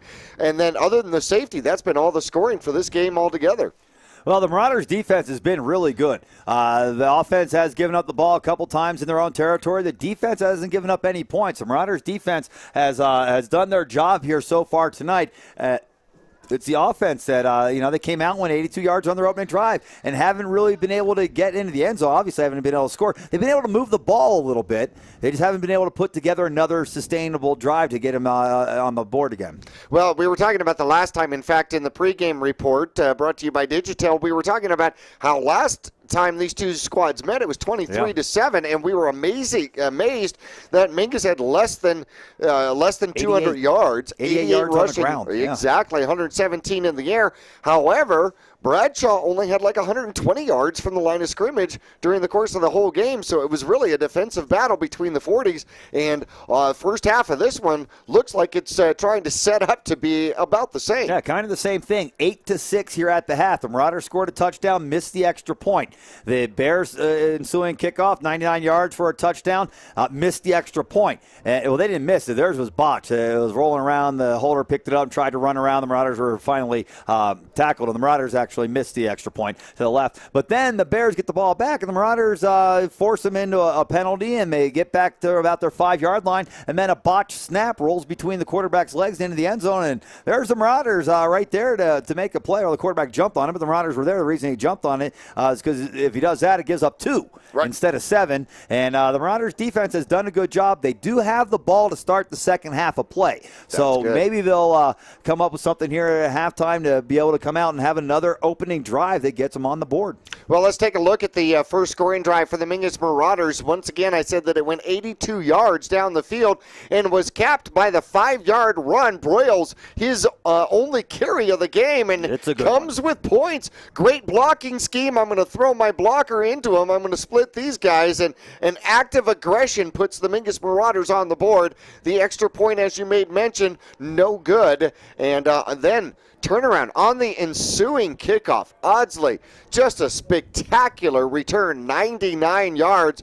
And we had talked about how do you contain this kid, and he's slippery. He is slippery. Oh my gosh, he is oily. Are you kidding me? Goes off to the right and then somehow gets around the corner. I think Mingus maybe isn't respecting his speed as much as they need to, and then he comes back, cuts it back. Rios has an opportunity to get to him, turns around, but at that particular point, it's a 4-on-1. There are 4 Bears, one with the ball and one Rios, and he takes a lane and avenue, and it doesn't go his way. And 99 yards to the touchdown return. The botched extra point attempt made it 6-6, and then the snap through the end zone. Kane was the quarterback, and I swear he touched the ball, or pardon me, touched the ground right between his legs, and that's where the center snapped it. Yeah.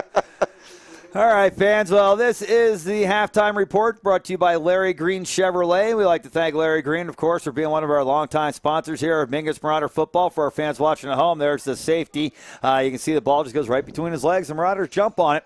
Let's get in a word from our sponsors. We'd like to thank them for supporting Mingus Marauder football. It is halftime. The Larry Green Chevrolet halftime report, 8-6. The Marauders with the lead. We'll be back with more of the Larry Green Chevrolet halftime report coming up after this. Digitel, a Verizon premium wireless retailer. Come in today for the latest from America's largest and most reliable wireless network, including nationwide unlimited talk from Motorola, LG, Samsung, Apple, and HTC. Find Digitel, your Verizon premium wireless retailer, in the Flagstaff Mall, in Cottonwood at 960 South Main Street, in Payson at 401 North Beeline Highway, and in Prescott with locations in the Prescott Gateway Mall, Willow Crossroads, and the shops at Prescott Gateway. The Victory Red Tag Model Year End event. We're clearing out the last of our 2013 bikes. Now's the time to jump on our best deals on the best bikes on the planet. Get up to $2,000 in rebates, 0.99% financing, and a 5-year powertrain warranty. Get one while you still can. Visit Cottonwood Motorsports at Route 260 and Western Drive. Hi, I'm John Andretti for Window World, America's largest replacement window company. Made in the USA. That's a powerful statement. It's also our story. Window World was born here, and the products we sell and install are made here. Our stores are locally owned, so your money goes to work here in our community. We think that making American homes more energy efficient goes hand in hand with protecting American jobs. Window World, American made, American owned. Visit the new location at 101 Air Park Road in Cottonwood. Call 649-9111, ROC number 286642. Your local Taco Bell invites you to Live Moss. There are now 3 varieties of Doritos Locos Tacos at Taco Bell: Nacho Cheese, Cool Ranch, and the new fiery Doritos Locos Taco.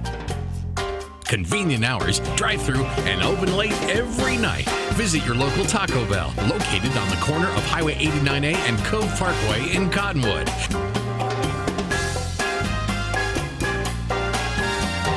Taco Bell. Live Moss. 2 things we can count on every year: a new set of tax rules and great weather here in northern Arizona. Jackson Hewitt Tax Service, locally owned and operated by Lewis Rice since 1997, is here for you all year long. Your neighborhood Jackson Hewitt Tax Office will help you in all of your taxing situations. Electronic filing is always free with your tax preparation at Jackson Hewitt Tax Service. Get more in return. Call 1-800-234-1040 for an office near you.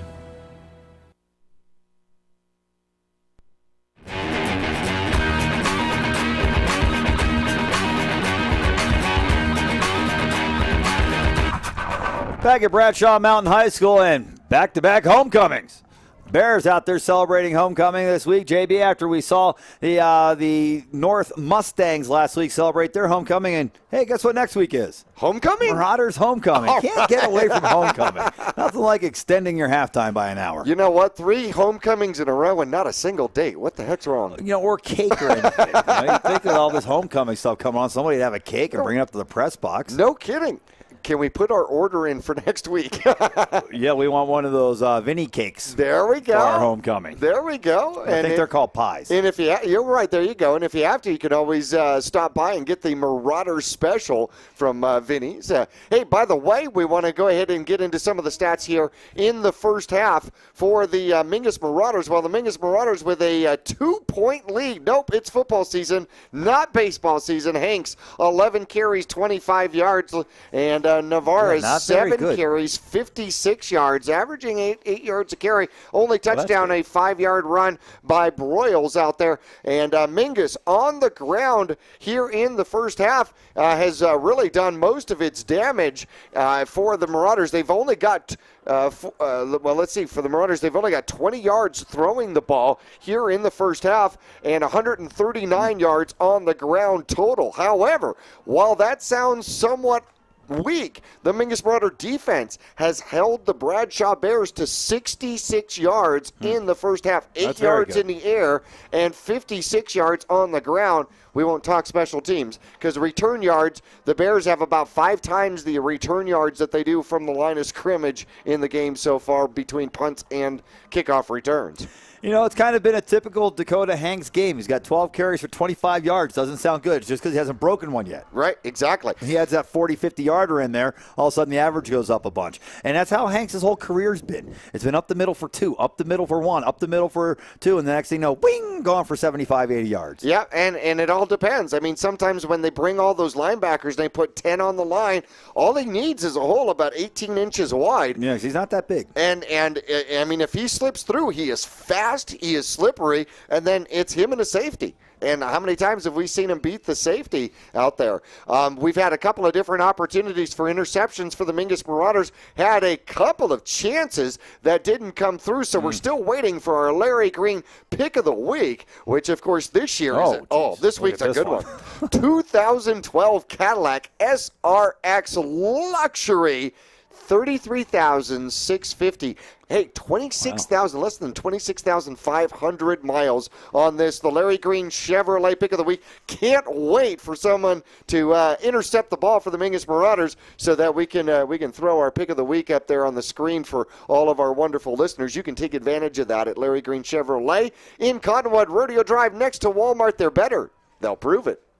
Yeah, that's a nice Cadillac. That is a very nice Cadillac. That'd look good on the road to, where are we going, Mojave? Right.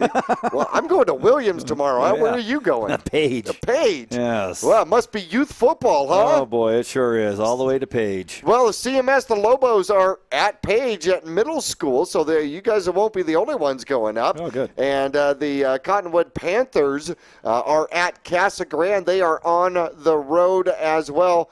The Cottonwood Marauders will be versus Baghdad. Oh.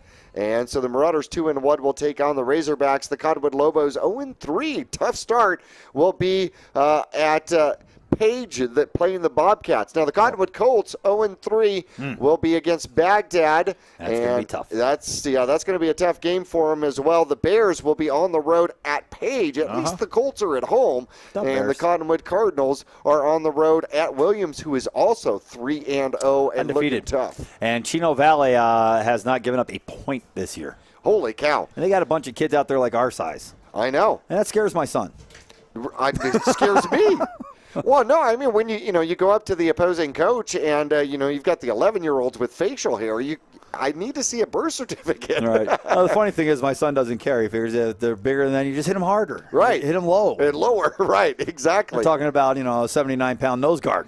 Right, versus a 170-pound running back. Right. Yeah, right, no, exactly. I completely With understand. His 300-pound cousin playing left tackle. You guys got a big one up at Williams. They got a couple of big kids up there, too. It's amazing how big some of these youngsters are. Chino Valley is really loaded with a squad of very big children. And Williams somehow pulls them out of the woodwork. I don't know. Every year they find a new 200-pound kid somewhere. How is that?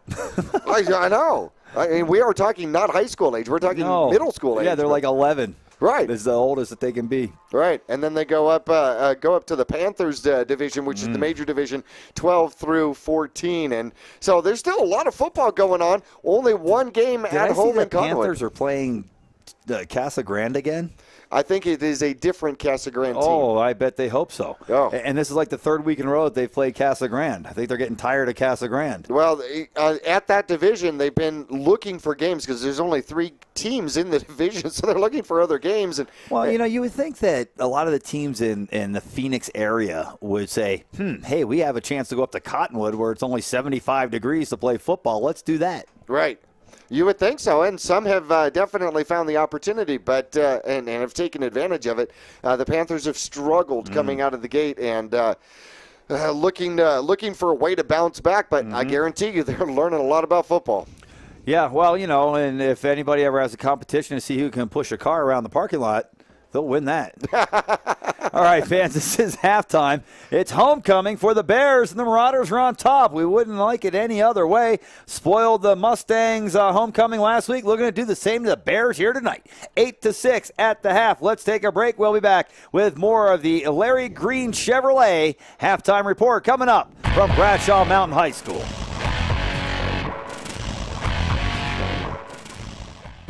For almost half a century, Verde Valley Guidance Clinic has helped people seeking recovery from mental illness and substance use disorders. Now is the dawn of a new day in healthcare. With the addition of Valley Medical Center and Verde Valley Connections Primary Care, we now offer a balanced approach to healthcare. Our pediatricians, physicians, and nurse practitioners are available to assist children and adults of all ages to get well and stay healthy. New patients are welcome. As the oldest community behavioral health clinic in northern Arizona, the professionals at Verde Valley Guidance Clinic have helped thousands of families and individuals reach their recovery goals. Our 2 primary care offices are located in Cottonwood, with behavioral health facilities in Cottonwood, Camp Verde, and Sedona. Our clinics now accept Access, Medicare, and private insurance. Verde Valley Guidance Clinic. We provide quality health care for both your body and your mind. Reese's Tire and Automotive Tire Pros give you more miles for your money. Locally owned and grown, Reese's Tire and Automotive Tire Pros will beat any competitor. Bring your best deal and they'll beat it on price, total service, tire quality, and arguably the best nationwide warranty. For 24 months or 24,000 miles and available at 30,000 locations coast to coast. Get more miles for your money every day from your hometown team, Reese's Tire and Automotive Tire Pros. This has been the Larry Green Chevrolet Halftime Report. Keep it tuned here for the Mingus Marauder Larry Green Pick of the Week. Snag the snacks and the beverages quick, because half number 2 is getting ready to start. We'll meet you back on the air. Exciting Mingus Marauder football on Verde Valley TV will return right after this. This is Travis Reed from Larry Green Chevrolet in Hyundai of Cottonwood. People often refer to us as the people place. Let me assure you, whether it's our involvement in the community or with our customers that visit, we make it a priority to keep that reputation. If you're in the market for a newer pre-owned car, truck, van, or SUV, you'll find our selection extensive and our sales team professional and courteous. Visit Larry Green Chevrolet in Hyundai of Cottonwood, 2 dealerships in 1 convenient location just off Highway 260 next to Walmart in Cottonwood. From all of us at Larry Green Chevrolet Hyundai of Cottonwood and the Green Auto Group, we're better and we'll prove it.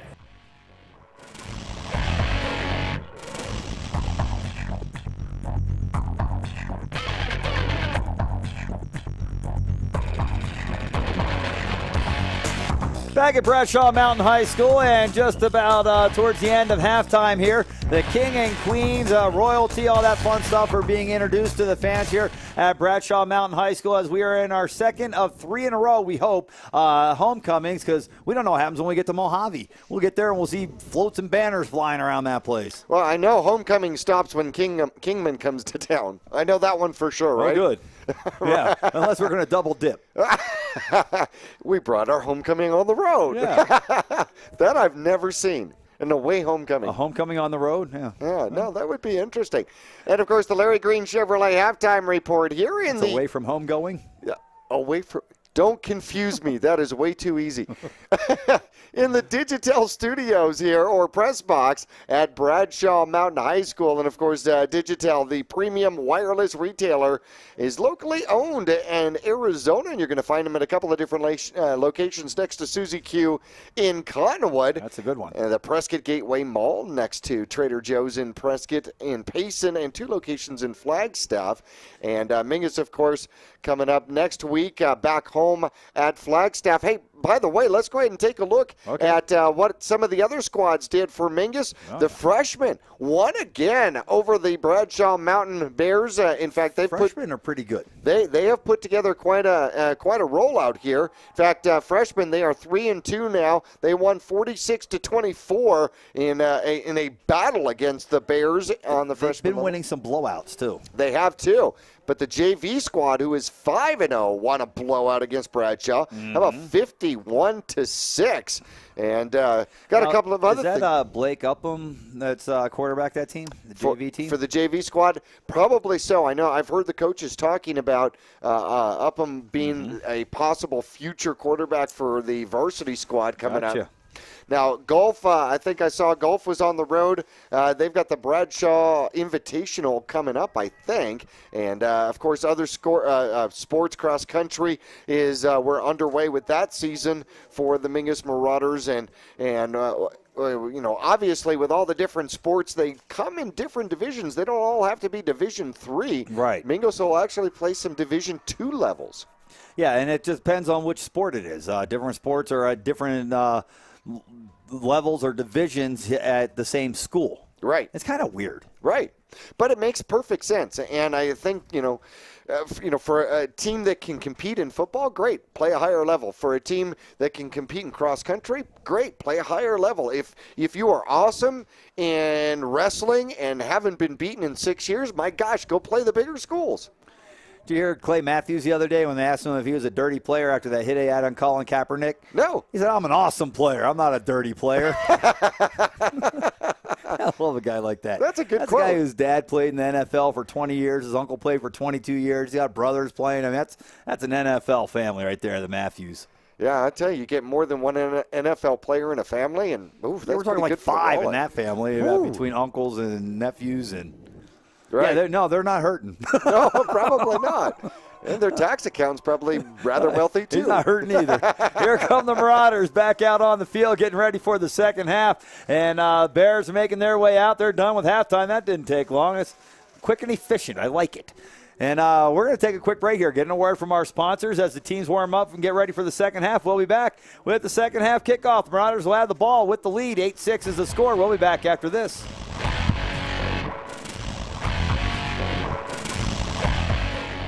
Here in the Verde Valley, it's always a great time to ride. And for all your cycle needs, it's always a great time to visit D&K Service Cycle and ATV. Their certified technicians can keep your street bike or your dirt bike in tip-top shape year-round. Stop in and check out the full inventory of riding gear. At D&K, they can help sell your good used motorcycles too. Go to dkservicecycle.com and find out about the consignment program. D&K Service Cycle and ATV in Cottonwood, a quarter-mile south of Walmart.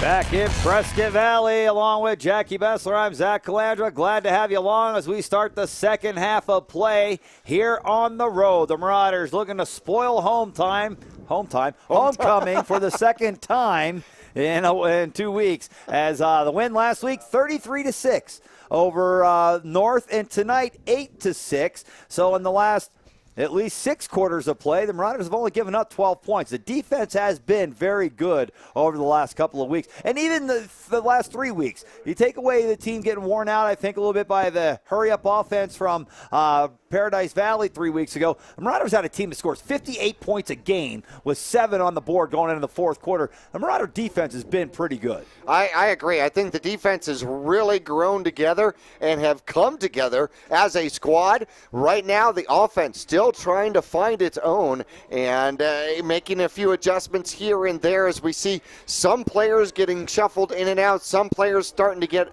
a couple of more carries during the course of the game or what have you. But Mingus will find its own, but it's going to have to do so quickly.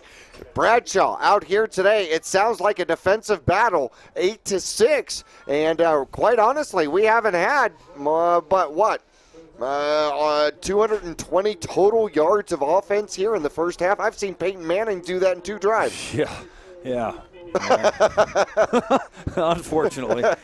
Now this has been like this has been a body fight here, JB. This has been some infighting by these two squads. 8-6. It's like back in the day when we were boxing, they used to get you to put your headgear on. They tie you together by your headgear with about a foot of rope, so you couldn't get away from the other guy. He couldn't get away from you, and you just battled it out there, body to body. That's what these two teams are doing. We've seen a couple of takeaways. Riders have gotten the ball back a couple times. Here's the opening kickoff to start the second half, and it'll be taken by Rios at the 10. Rios to the 15 to the 20. Now to the right side of the field and hitting down at the 25. So good field position for the Marauders. And let's see the first possession of the game for Mingus. The offense came out, went 82 yards, and scored a touchdown.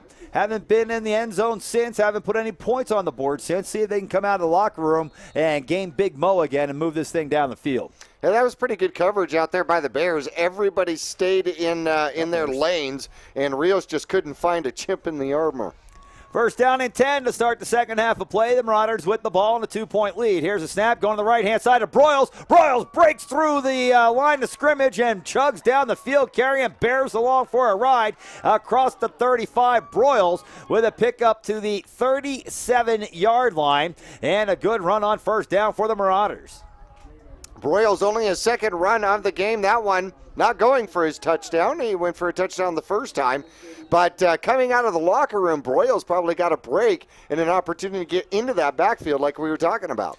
One of the hardest runners the Marauders have, Anthony Broyles. And the Marauders look to hand off up the middle.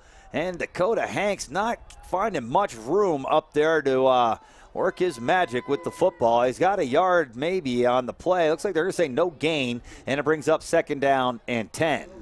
Well, Hanks had 25 yards on the ground here in the first half, and just not quite able to get rid of the defensive tackle on that play. Hasn't been able to break one yet.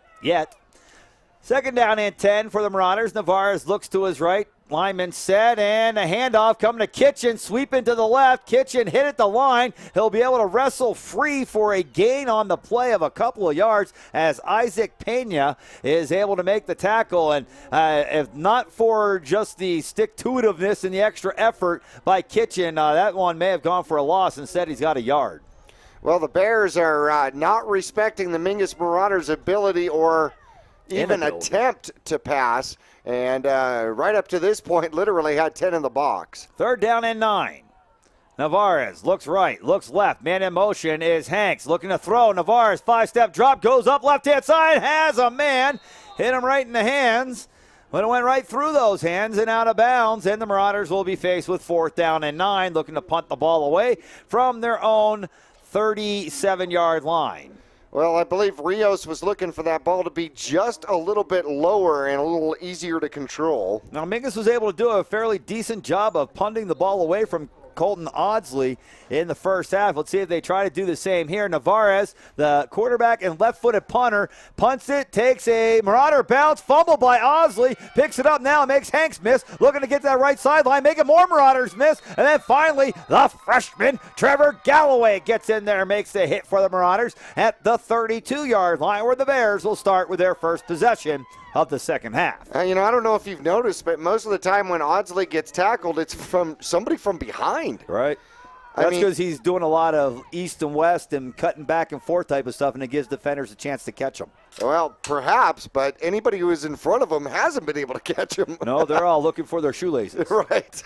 First down and 10 as the Bears have the ball for the first time in the second half. Quarterback is Kane, takes a snap, and it looks to hand off to the fullback, and it's a big fella, Sporles, with a carry that time. Shane Sorrells has a good gain on first down as he pushes the ball all the way out to the 35-yard line, makes it 2nd and 6. And quickly into the hurry-up offense are the Bears. 2 on the left, 2 on the right. Looking to throw a screen pass to the left, and they're going to say incomplete. was not a lateral, and the ball just was not caught that time. I think it was 31, Angel Holguin, that was the intended receiver. Well, Broyles, by the way, took on the fullback in the previous play. Great defensive play on this side by Herb Tiffany.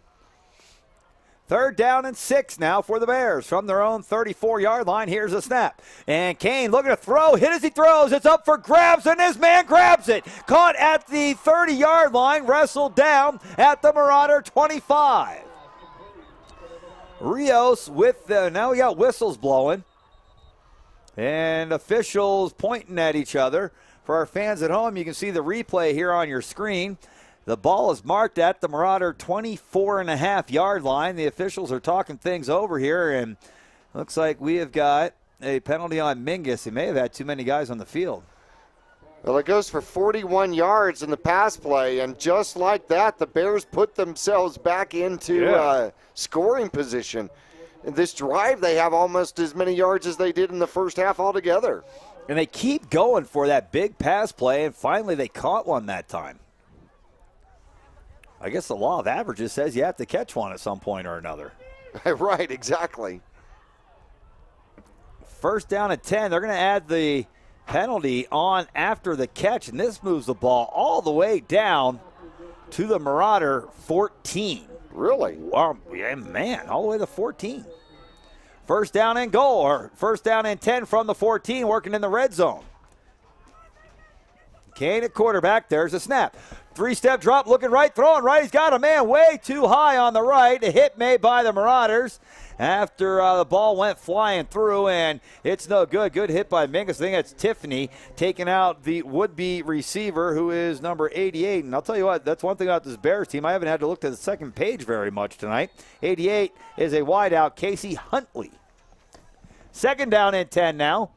Here's the snap, and Kane looking left. He'll throw a screen pass to left. He's got his big fullback. Sorrells running over Marauders, and now running to the end zone for a touchdown.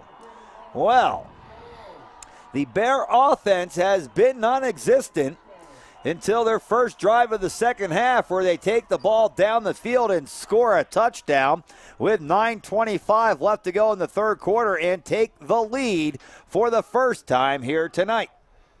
Well, that's his first reception out of the backfield, and Mingus brought the blitz, and that's how you beat the blitz, is the quick pass play to the outside, and it just worked well for him. They're going to go for 2.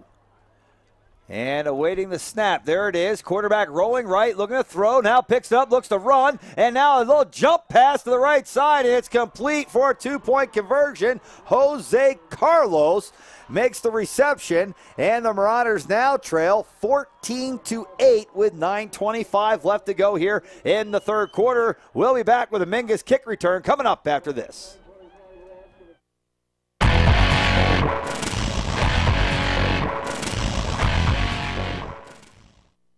Your local Taco Bell invites you to Live Moss. There are now 3 varieties of Doritos Locos Tacos at Taco Bell: Nacho Cheese, Cool Ranch, and the new fiery Doritos Locos Taco. Convenient hours, drive-through, and open late every night. Visit your local Taco Bell, located on the corner of Highway 89A and Cove Parkway in Cottonwood.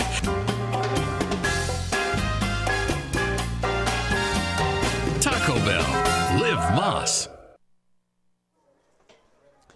Back at Bradshaw Mountain High School, the Bears score their first touchdown of the night with their offense and take a lead now, 14-8 over the Marauders. Bear kickoff taken by Kitchen at the 2. Kitchen up the middle of the field at 15-20. Kitchen drilled at the 22, and he's down at the 23. Big hit that time by the Bears. Ryan Karstens, a linebacker, junior, 6'2", 195, and it looked like he brought a little stick with the wallop that time. Well, Mingus finds themselves deep in their own territory, the second starting position in a row. Yep. Can't get past or anywhere near the 50-yard line again. Marauders head up to the line of scrimmage, trailing for the first time tonight. However, only down by 6. That safety's made a big difference. 1st down and 10. Mingus trying to get their offense working again. Bears again with 10 in the box. Mingus hands off up the middle to Hanks, and he'll lose a couple. Well, that keeps them honest. Well, Mingus has got to be able to get outside of that box if you're going to have 10 in the box. 9 minutes left here in the third quarter. Marauders now second down and 11 as Navarez runs to the sideline to get the play. And the Bears are going to stack it up again.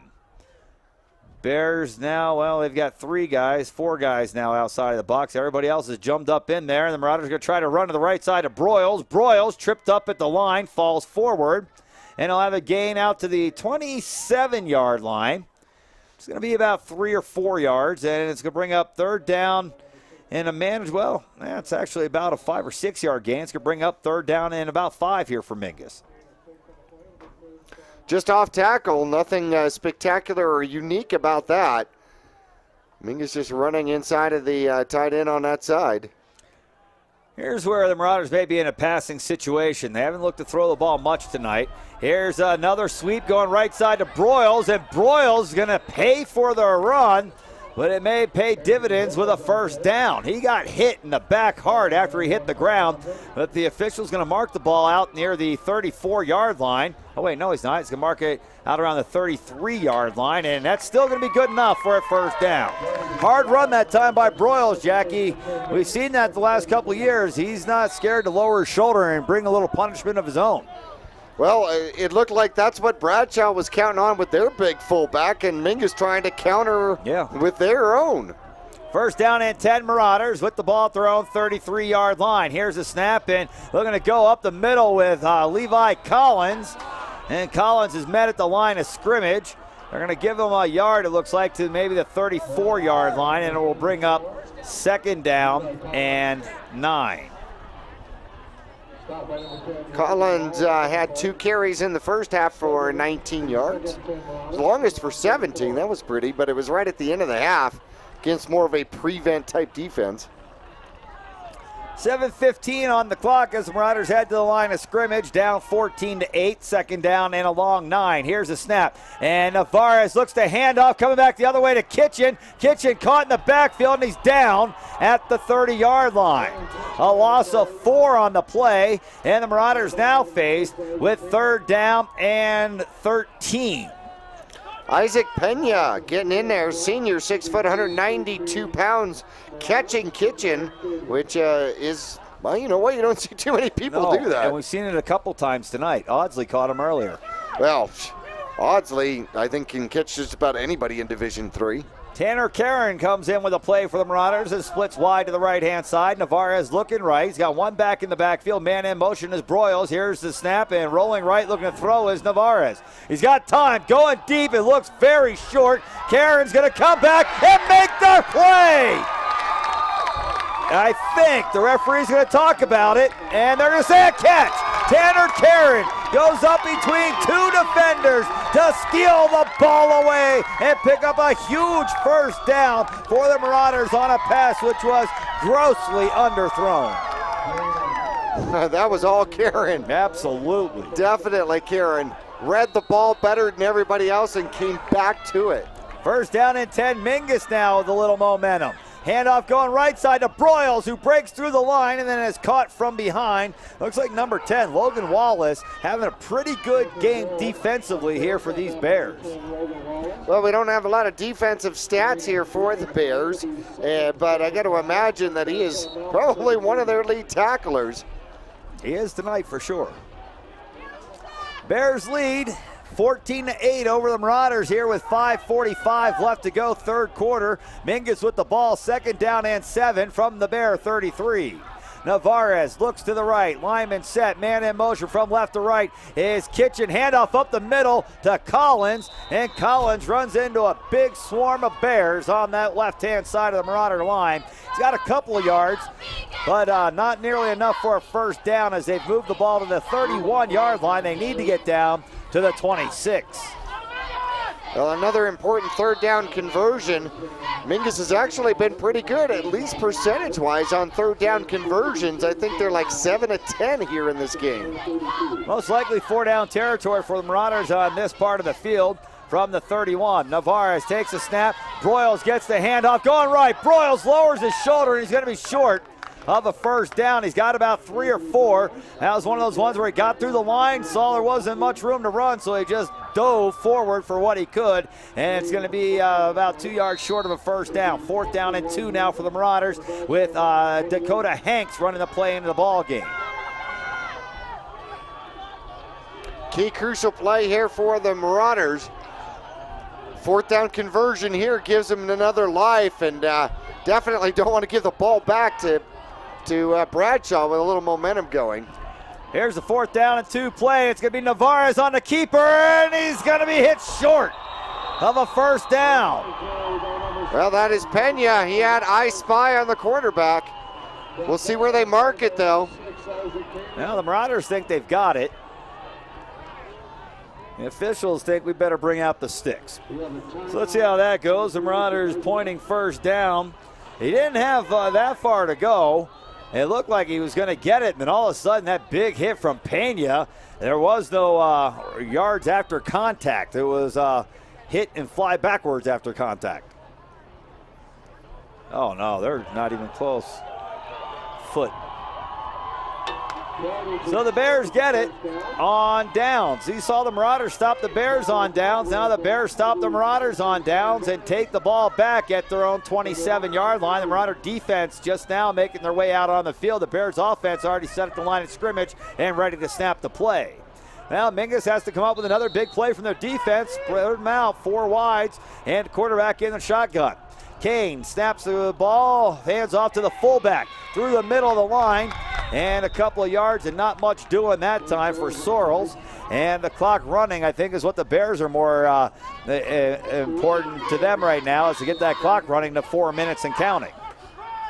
Great gang tackle by the Marauders on the big fullback. And here's a snap. Kane drops, throws, left side, screen pass. Man makes the catch and now wrestled out of bounds around the 31 or 2 yard line. It will be short of a first down, but it does stop the clock with 3:50 left to go. 14-8, the Bears with the lead. They've got it now 3rd down and about 7 from their 31-yard line. Here's a chance for the Marauder defense to get a 3 and out, get back off the field. Kane in at quarterback, awaiting the snap. There it is, rolling right. It's Audsley in at quarterback. He's hit by Collins and he breaks free. And now he's going to pitch the ball in the backfield. He's got out to Sorrells, who's breaking tackles, but he's going to be stopped short of a first down. As a matter of fact, he just got back to the line of scrimmage, back to 31. There is a flag on the field on the far side in front of the Bear bench, right at the 31-yard line. Well, that's going to go against the Bears. I think the Marauders may back them up here. Well, they could just do 4th down. Yeah, right. If it's 4th down, they'll decline it. I thought it was only going to be 3rd. Right. Okay, yeah, 4th down. Sure, you decline it. It's 4th down and about 6, and the Bears will have to punt it away. Here's a chance for Brendan Kitchen to get the Marauders a little spark. Yep, we need some damage right here from the special teams. Sorrells, the big fullback, is also the punter. 4th and 6, you wouldn't think anything is up here. Here's a snap, and Sorrells, man, got off a boomer. Chasing Kitchen all the way back to the 20-yard line. However, he's got room to run. To the 30, to the 35, where he's chopped down. Just shy of the 35, and good field position for the Marauders here with 3:26 left to go, 3rd quarter. Mingus is down a touchdown, and the extra point would give him the lead. Yep, 14-8 our score here. Mingus with a touchdown, a mixed extra point, and a safety, but they'll get the ball back here, and we have 2 touchdowns and a 2-point conversion by the home squad, the Bradshaw Bears, for their homecoming 2013. Yeah, they finally got a lead. Marauders want to get it back. 1st down and 10, Mingus. Navarez in at quarterback. Set under center. He's got, I believe, a Galloway wide on the right-hand side. Mingus is going to hand off up the middle. It's Dakota Hanks that bangs forward to about the 40-yard line. It's a pretty good gain of about 5 yards on 1st down for Hanks. It's one of his better runs so far tonight. Yeah, his best run was 9. That would be his 2nd best. Good guess. Yeah, every once in a while. You keep guessing. You're going to get one right sometimes. Monkey typewriters. That was always it was always my MO that eventually you'll get one right. I found that out to be right. Here's a handout to Helsel. He's in trouble in the backfield, and he'll lose about 4. Bringing up 3rd down and 9 here for Mingus. Well, they may say he only lost 3. They're going to give him progress to the 37. Now, if you remember in the first half, the Marauders had a lot of 3rd downs, but they were 3rd and 2. 3rd and 1, something real manageable. These 3rd and 8 and 9s we don't like so much. It doesn't open up your playbook so quite as much. Mingus hasn't quite had an answer to the Bears' blitzing scheme yet so far this afternoon or this evening. And they've got 7 in the box again. And the Marauders all stacked up with only 1 wide out, and they're going to fake the handoff. Now they're going to throw to Kitchen out of the backfield. Kitchen, with his speed, is able to make a play for the Marauders down the sideline in front of the Marauder bench, and he'll have a 1st down to the 46-yard line. That's a big play for Mingus on 3rd down. Kitchen run out of bounds with 2:10 left to go here in the 3rd quarter of play. And Brennan Kitchen, just right at the very end, put on that little burst of speed to be able to beat the man to the corner and pick up the 1st down. That is how you break 7 or 8 men in the box. Yeah, you got to move the ball around a little bit. Yep, and get outside quickly. 1st down and 10. Mingus now working out near midfield. They're going to sweep to the short side of the field to Kitchen, and he'll cut it back in before he gets to the sideline. And a gain of about 3 as he's short of midfield by, well, they're going to mark him right about midfield. So a gain of 4 and 2nd down and 6 for Mingus. So far in the game, Kitchen now has 7 carries, only 10 yards, though. A couple of plays for loss. 2nd down play for the Marauders as we're under 2 minutes left in the 3rd quarter. Bears leading 14-8. Navarez sets the lineman, takes a snap, fakes a handoff. Now he's hitting the backfield, and he breaks free. Navarez to the left-hand side and out of bounds on the Marauders sideline, and he may have enough for a 1st down, and he does. 1st down and 10, Mingus, as they mark the ball at the 42-yard line of the Bears. Oh, now they're going to mark it at the 43, but it doesn't matter. It's still a 1st. I don't know if you noticed before that ball was snapped how much room they're giving Galloway on the far side. He is standing over there by himself. His defensive back was like, 15 yards off of him, 10 yards off of him? He's 10 off now. 1st down and 10, Mingus on the Bear side of the field looking for a touchdown and a lead, and they've got defensive end diving across the line of scrimmage. Shane Evans that time, 6', 180-pound senior, will cost his team 5 yards. Oh, now they're pointing at the Marauders. Uh-oh. Really? That's what they're pointing at. Holy cow. Yeah, that guy, well, no pun intended, bear crawl through a gap. Right. And now the officials are talking it over. Was he drawn? One guy on the far end of the field, on the Bears side of the field, called it on Mingus. The guy on the Mingus side of the field called it on the Bears. Go figure. I guess what really matters is what's the man in the middle say. He says offsides defense. Encroachment. I always thought that was a great word. Encroachment. We'll see if, no, I didn't see a Marauder move. Oh, did Kitchen move? Yeah, he far moved right side towards of the the line, yeah. Well, that's not drawing the defensive end on this side off. No. 1st down and 5 for the Marauders. Here's the snap, and they're going to sweep short side again. It's coming to Kitchen. He's got a 1st down. He's wrestled out of bounds down around the 30-yard line. And on a 1st and 5, Mingus able to pick up about 7 and another 1st down. This is kind of like the opening drive of the game. The Marauders didn't do anything big. Nothing 20 yards, nothing 40 yards. Just a couple here, a couple there. 1st down, 1st down, 1st down into the end zone. That's what they want to do here. Exactly. Mostly the end of the end zone. They don't care if it's 1st down, 1st down. Well, Bradshaw has already shown offensively they're either going to score quickly or not at all. Not at all, yeah, I got you. Handoff going up the middle for the Marauders, and it's Hanks. Now he's being pushed backwards, and he will go down. Reluctantly, he does go down. Yeah, usually at that particular point, at least in practice, going whistle, whistle, whistle, You're right, whistle. yeah. It's a gain of 2 before his progress is pushed back about 15. And the ball inside the 30-yard line now. They're going to mark it right at the 28. 2nd down and 8 here for the Marauders as we are under a minute left here, 3rd quarter of play. Mingus trailing by 6, 14-8. Navarez looks to his left, looks to his right, no receiver on the right, and here comes a sweep coming from the right to the left with Kitchen, and he's hitting the backfield and down at the 30. Well, that's the third time they've run that play on this drive, and the Bears are starting to get wise to it. And it looks like Marauders will get off another play here before the end of the third quarter. It is third down and about 10, however, for Mingus. So being 4-down territory at the opponent's 31-yard line, you'd imagine the Marauders are thinking we don't have to get it all right here. No, but you'd certainly like to. Yeah, well, you like to score right here. Broyles is in the backfield for Mingus along with Hanks. First time we've seen two backs in the backfield for the Marauders. And Navarez looking to throw, and he's crushed for a sack back around the 37-yard line. They'll give him progress to the 36. And, well, now it may not be 4-down territory. Now it may be Ray Guy cough in corner and try to get him back inside the 5.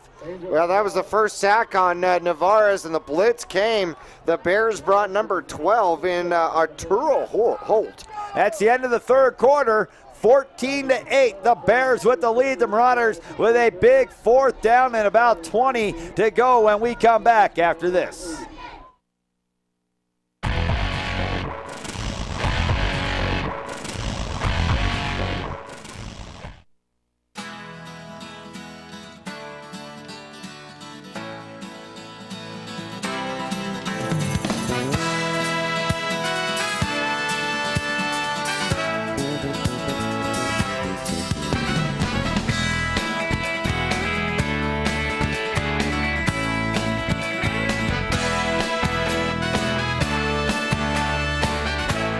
Our whole team is here to help you get the most out of each workout here at the Cottonwood Recreation Center.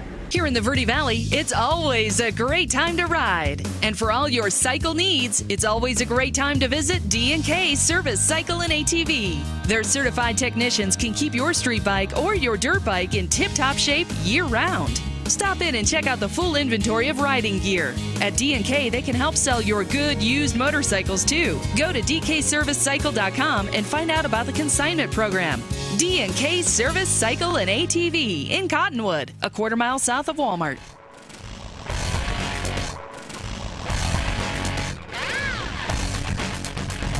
Marauders line up to go for it, and they will go for it. A pass to the left-hand side to Jesse Rios, and he is going to be tackled way shy of a first down. So the Marauders don't punt it away. Instead, they go with a screen pass to the left, and Rios, it's about 7-8 yards, maybe 10, but not enough for a first down. It looks like they're going to mark the ball down at the 27-yard line. First down and 10. Bears from their own 27 with 11:53 left to go. The Bears lead the Marauders 14-8.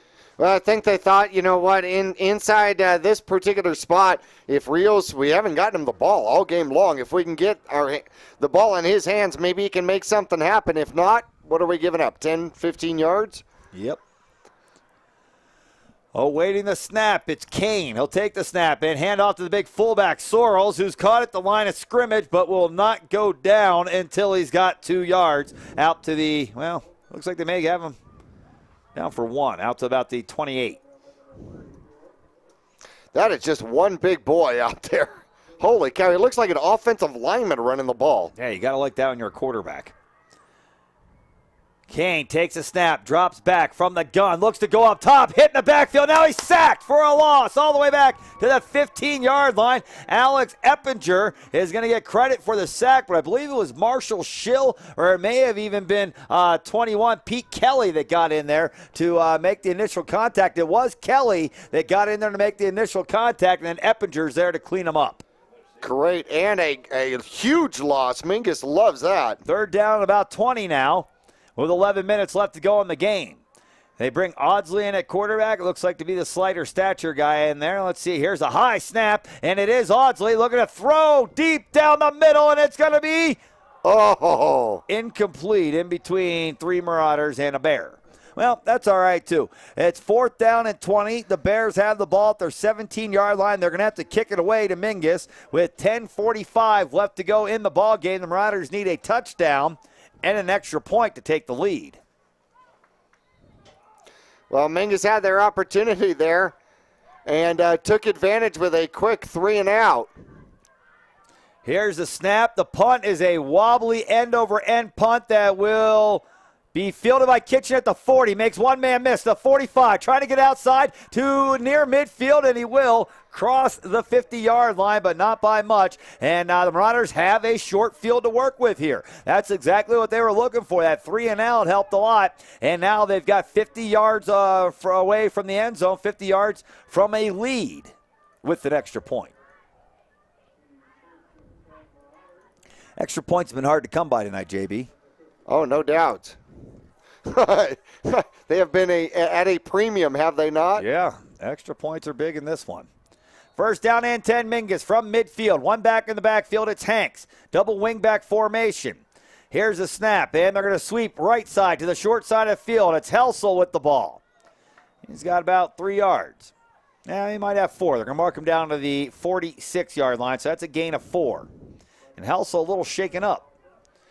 And he's going to get a kink out and head back to the huddle.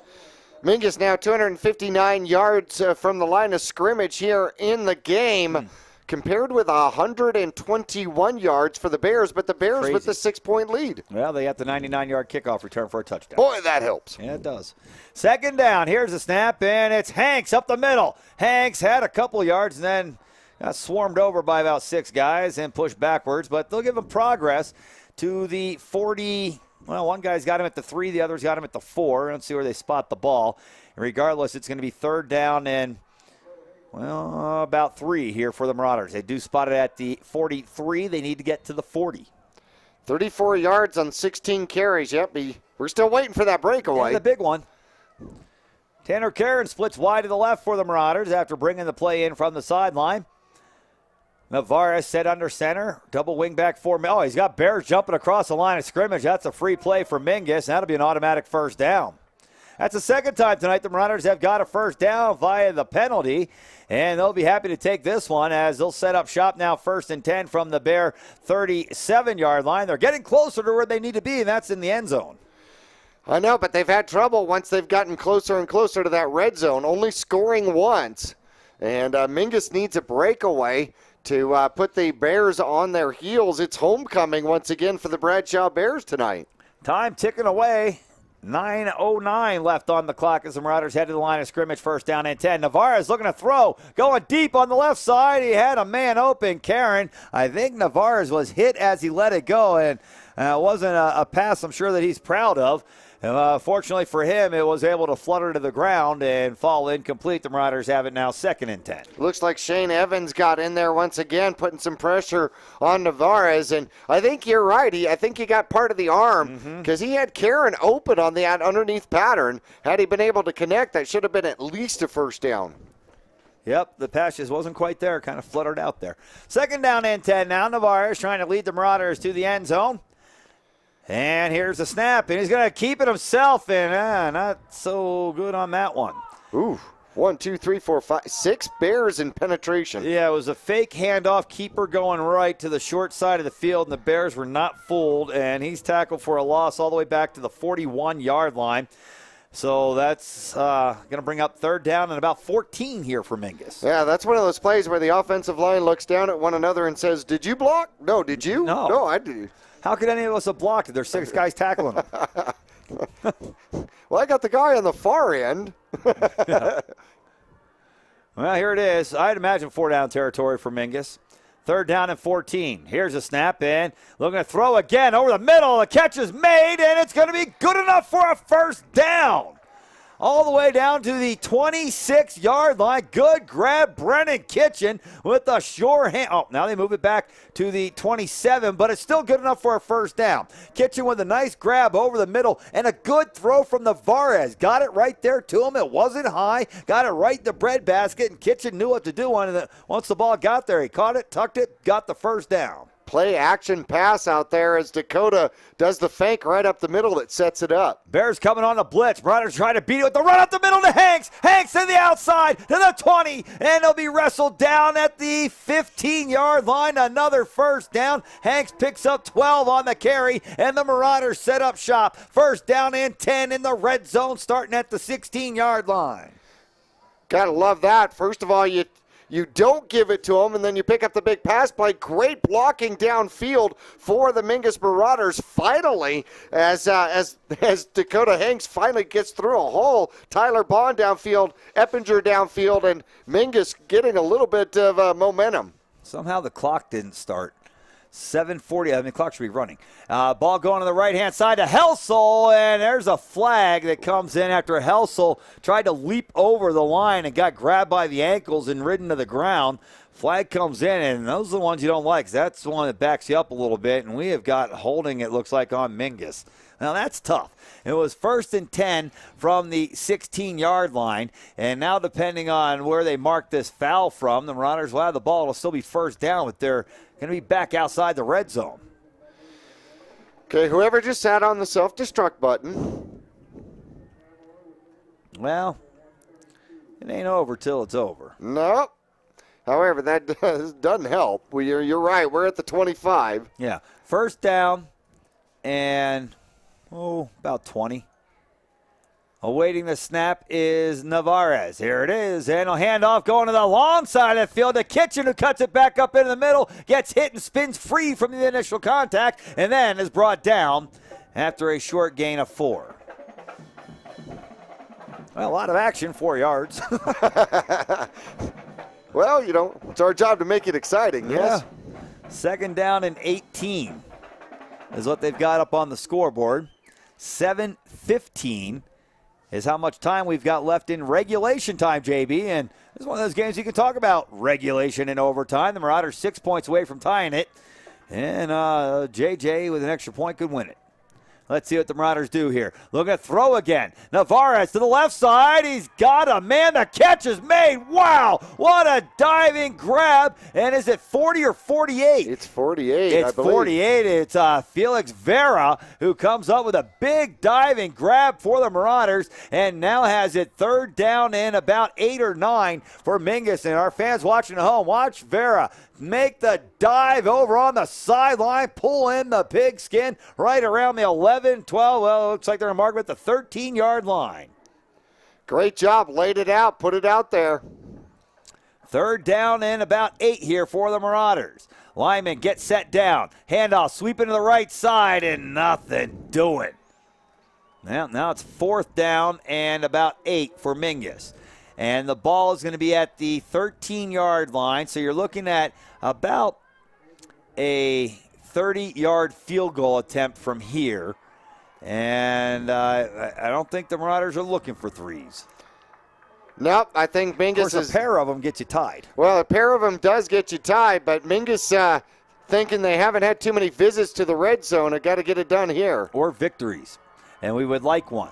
And they start with touchdowns. Here's the 4th down play. Navarez crushed on the play, and the Marauders will turn the ball over on downs all the way back at the 20. Colton Audsley lit Mike Navarez up back at the 20-yard line. The Marauders turn it over on downs. Came right off the end here. Nobody had him blocked. Blind side, never saw him coming, and the blocker standing in front of him never looked to the right to see him coming either. That's about as hard as a 5'8", 160-pound kid can hit, and that one was detrimental to the Marauders there.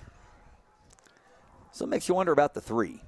Now the Marauder defense has to come up with a big play again, a 3-and-out nonetheless. Here's the snap, and Marauders are offsides. We think they're stopping the play, so it may actually be illegal motion, and it is. Well, that'll help. Back the Bears up 5 yards, 1st down and 15. You see Marauder offensive line coach Tim McKeever Jr. over there chewing some ears of those guys in those offensive lineman numbers. Yeah, you needed the play in it, and Navarez was looking to the right, looking to the left. I'm not sure he really had anybody open over there, though. Here's the snap, and Audsley at quarterback, rolling, looking to throw. Now he's going to tuck and run, and he lost his footing, and he'll fall down at the 20-yard line where he's covered by Kitchen. And Kitchen adds on to the tackle statistics there, JB, one of the best in the state. Yep. Division III came in with 55 tackles, which made him second in all of Division III of those schools that report. Good player. Smart kid. Here's the big second down play. Now Audsley stays in at quarterback. He'll take the snap and roll right. Looking to throw right. Still looking to throw. And now he will let it go, and it's caught. Wow. Out at the 34-yard line. Coming back to make the catch that time is 31, Angel Holguin. And he saw his quarterback was in trouble, and he started headed back towards the line of scrimmage and came up with a big first down grab all the way out the 34. I'm not sure that he actually saw he was in trouble or just started coming back that way. I think Audsley is always in trouble. Marauders defense looking for another takeaway. They've had a few tonight. They could use one here. First down and 10. Audsley with a big fullback standing next to him on his right side, awaiting the snap. And there it is. And he'll hand off to the big fullback, coming to the left side of the line, and he's tripped up. But he's got a good gain out to the 40-yard line. It's going to be a gain of about 6 on the play and brings up second down and 4 now, and the Bears go into their hurry-up. Well, why would they when they're trying to waste the time here? That's a little suspicious to me as well. Back to the line in a hurry, but seemingly not in any hurry to take the snap. That makes sense. See if you can get him a jump off sides while you're standing there watching the time tick away. Marauders defense bouncing around. They can't wait to get going. And the Bears line moved and nobody called it. There's a snap, and again the handoff up the middle to the big fellow. And a fumble, and the Marauders have it, I think. It looked like Levi Collins jumped on it. But now the Bears are signaling that they've got it. The referees are in there sticking their nose in there, and the Bears come up with a ball. Oh. Looks like it was that fellow right there that got up off the bottom of the pile. 66 that came up with it. Yeah, and our fans at home, you'll get a chance to watch it again here. 66 is Drew Scully. Yeah, no kidding, that kid moved. Yeah. Right there, the left tackle stood up and went back down. Yep. The big guys have trouble staying in that stance for that long. Wow, that was blatant. Yeah. Third down and 4. Well, long 3 nonetheless. And Audsley in at quarterback. The Marauders looking for a stop. Something big from the defense here. Here's a snap. Audsley rolling. Audsley cuts back into the middle. Still on his feet and caught from behind and down at the 40. No gain. Anthony Broyles matched him number for number and rode him to the ground on his face mask at the 40-yard line, where it's now 4th down and a long 3 for the Bears, almost 4, and they're going to look to punt it away. Well, Mingus looks like they'll have one more potential life here. Plenty of time. 3:12 on the clock as the Bears, and why isn't the clock running? They tackled them on a running play. We may have had a timeout on the field. There's a timeout. They just haven't put it on the board. 3:12 left to go, and I believe you're right. It's a timeout. Let's take a quick break. We'll be back with the Marauder punt return after this.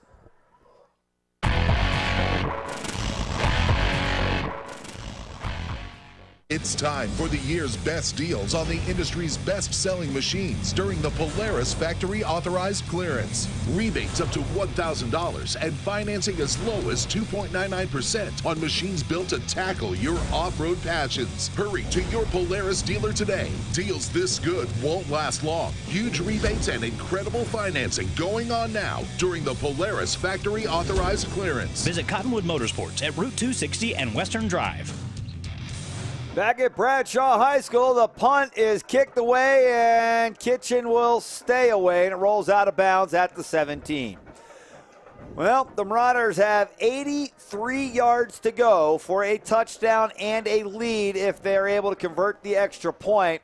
Jackie, if you'll remember, this is awfully close to where the Marauders started the first drive of the game. And I think I heard somebody in the box say, as long as we score more often and last, then we're happy with that. If the Marauders can score right here and score last with the extra point on a similar drive to their opening drive, they could win this ball game. Well, now it comes down to Mingus only has a victory. They are 1-3. Bradshaw 3-1. Throw that out the window. Yeah. Well, it comes down to this. Here's the snap. Going to Kitchen on a sweep to the left-hand side. Kitchen trying to get outside. He'll have a good carry on first down, and he'll be close to a first down, but I think he's going to be just shy as they're going to mark him out of bounds at the 25-yard line. It'll be second down and a short 2 here for Mingus. Well, great job first play, getting to the outside far side of the field, and Kitchen getting out of bounds, saving clock. I like the sweep to the long side of the field. Mingus only 2 timeouts left. They did call that timeout according to the scoreboard. 2:54 on the clock. The Marauders looking for pay dirt and a victory on the road here at Bradshaw Mountain. And here's the handoff coming to Helsel, trying to get outside of the right, and he's not going to be able to do it. North-south, son, north-south. Helsel loses a couple, and now it's third down in medium here, about 4 or so for the Marauders. Coach Young calling the young freshman Trevor Galloway over. Sends him into the ball game here in a crucial moment with the play. Time ticking away. 2:25 on the clock. 14-8. The Bears lead the Marauders. Third down and 5 here for Mingus as they get back to the line of scrimmage. Time is becoming an issue here. Dropping back to pass. Navarez throws left side, has a man. Catch is made at the 30-yard line, and that'll be enough for a first down. Jesse Rios comes up with a big grab again for the Marauders and a big first down. That'll stop the clock with 2:09 until they get the stick set. You can see Rios just found himself open in between two defenders, and the official coming in to make the signal that was a fair catch the whole way. A good grab by Jesse Rios. This is where you really wish you had a 2-minute warning here in high school football, huh? 1:53 on the clock as it starts ticking away as the chains are set. Navarez looking things over up on the line of scrimmage. Marauders still have 2 timeouts. Navarez pump fake. Navarez going up top down the left-hand side, and it's overthrown. And good coverage nonetheless. Tanner Karen, the intended receiver, but the ball is thrown away, and the Marauders will stop the clock with 1:40 left here in the ball game. However, now it's second down and 10. Well, here in the second half, Navarro is a little bit more accurate. He is 6 for 9 here in the second half. Marauders come out of a huddle. Third down and 10 now. Oh, I'm sorry, it's second down and 10 from their own 31-yard line. Navarez takes a snap, fakes a handoff. Navarez on the left side. He's got to throw down the field. He's got a man. It's Felix Vera with a grab and a big carry, a big run after the catch all the way down to the Bear 40-yard line. That'll stop the clock. 91 seconds left to go here in the ball game. The Marauders need a touchdown and an extra point to win. Great job by Vera just finding himself open downfield. And the clock starts running. Under a minute and a half left now. Here's a snap. Navarez looking to throw. 3 men in the route. He's got one. It's Rios on the left side, and he'll dive forward for a little extra. A gain of about 5, maybe 6 on the play. And the Marauders now a timeout is called, and that's a good call. Stop that clock. Mingus was going to waste a lot of time on that reception before they were able to get off the next snap. 1:14 left. The Marauders need a touchdown and an extra point. We'll be back. Mingus ball, second down at the Bear 34. We'll be back after this.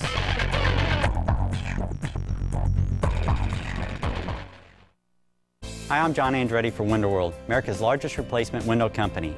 Made in the USA. That's a powerful statement. It's also our story. Window World was born here, and the products we sell and install are made here. Our stores are locally owned, so your money goes to work here in our community. We think that making American homes more energy efficient goes hand in hand with protecting American jobs. Window World, American made, American owned. Visit the new location at 101 Air Park Road in Cottonwood. Call 649-9111, ROC number 286642.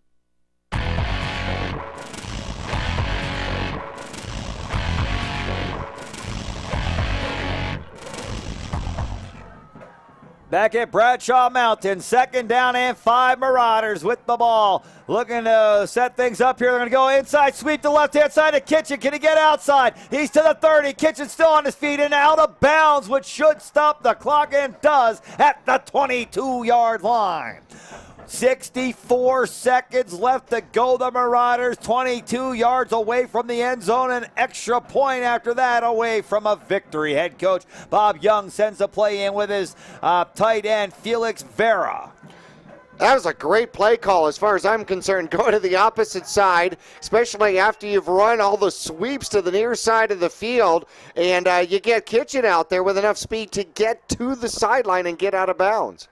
First down and 10 Marauders. Working from the far side, far hash mark on the left side of the field. And they're going to look to run again. Navarez, he's in trouble. Navarez is going to dive forward. Back to about the line of scrimmage. He may have a yard. And that one's going to cost you time, if nothing else. 2nd down and 10 for the Marauders. Clock running. Mingus with 1 timeout remaining. Here's the snap. Navarez throws left side, has a man, and it's incomplete. Lost it on the way to the ground. I believe it was Vera, the intended receiver. He got drilled as he caught the ball, and then as he went to the ground, he lost control. Now the Marauders face with 3rd down and 10 at their own 21-yard line. Clock is stopped on the incompletion with 40 seconds left to go. Well, Vera getting off the field on his own accord, coming back to the other side. And, yeah, he's definitely feeling that shot that he took. Rios comes in to replace him out there. Brings Jesse Rios in. He's made some big plays. Yeah, well, we need a big one here. 39.9 seconds left to go. Mingus trailing by 6. Vera's a little shaken up. A little sopapilla from Hacienda will take care of him, though. Awaiting the snap is Navarez. And he'll look to throw deep to the right side. And Rios, the intended receiver, it's off his hand. Looking for a flag. Yeah, no doubt. After a wrestling match from about the 5-yard line in, no flag on the play. And now it is 4th down and 10 for the Marauders with 33 seconds left to go. Well, I wonder if Mingus wasn't just playing for the flag on that particular play into the quarter. The Marauders call timeout. Let's take a break with him. Coach Young down to his final play if they don't get a first, and he wants to use his final timeout to make sure he draws up the right one. 33 seconds left, 4th down and 10. We'll be back in Marauders play after this.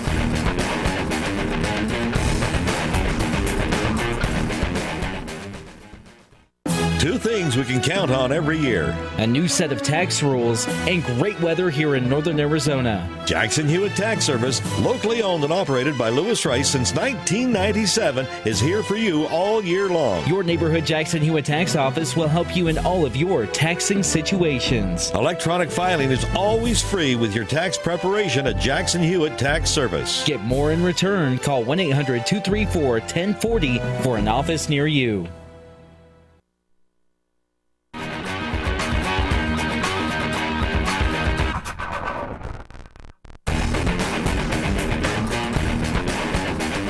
Back at Bradshaw Mountain High School, fans, here it is. 4th down and 10 for the Marauders from the Bear 21-yard line. Here's a snap. Navarez looking left, throwing left. He's got a man open on the left. Catch is made inside the 10 for a 1st down. Brennan Kitchen comes up with a huge play. The clock will start running as they set the sticks. The Marauders cannot stop it. 1st down and goal from the 8-yard line. Here's the snap, and it's fumbled. And the Marauders pick it up, but they're down. They need to hurry up and spike the ball. Time ticking away. 13 seconds. Marauders not back to the line of scrimmage yet. Time down to 9 seconds to 8. Navarez takes a snap and spikes it. And the clock stops with 5 seconds left. Possibly 2 plays here for the Marauders. Oh, maybe. If they do it quickly, if they take that long to get back to the line and set, holy cow. I think Mingus would like to see him add an extra second or so onto the clock. It didn't stop right away when he spiked the ball. About 2 seconds ran off after the spike. Those 2 seconds would almost assure the Marauders could get 2 plays off in 7 seconds. Well, I have seen hometown clocks before. Definitely. I wasn't sure that the fumble on the first one wasn't an attempted spike. No, it never got to him. It rolled to him. Here it is. 5 seconds left. Marauders take the snap. Navarez looking left. Navarez throwing left. He's got a man in the end zone. Incomplete. Hit Kitchen right on the side of the end zone. I think it was Kitchen. And it falls incomplete, and the time has run off the clock. I think the officials are saying that's the end of the game, and it is over. The Bradshaw Mountain Bears hold on for a victory over the Mingus Marauders by a final score of 14-8. Heartbreak for the Marauders on the road tonight.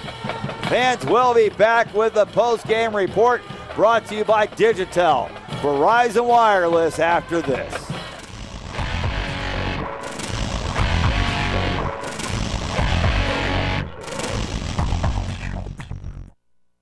Digitel, a Verizon premium wireless retailer. Come in today for the latest from America's largest and most reliable wireless network, including nationwide unlimited talk from Motorola, LG, Samsung, Apple, and HTC. Find Digitel, your Verizon premium wireless retailer, in the Flagstaff Mall, in Cottonwood at 960 South Main Street, in Payson at 401 North Beeline Highway, and in Prescott with locations in the Prescott Gateway Mall, Willow Crossroads, and the shops at Prescott Gateway.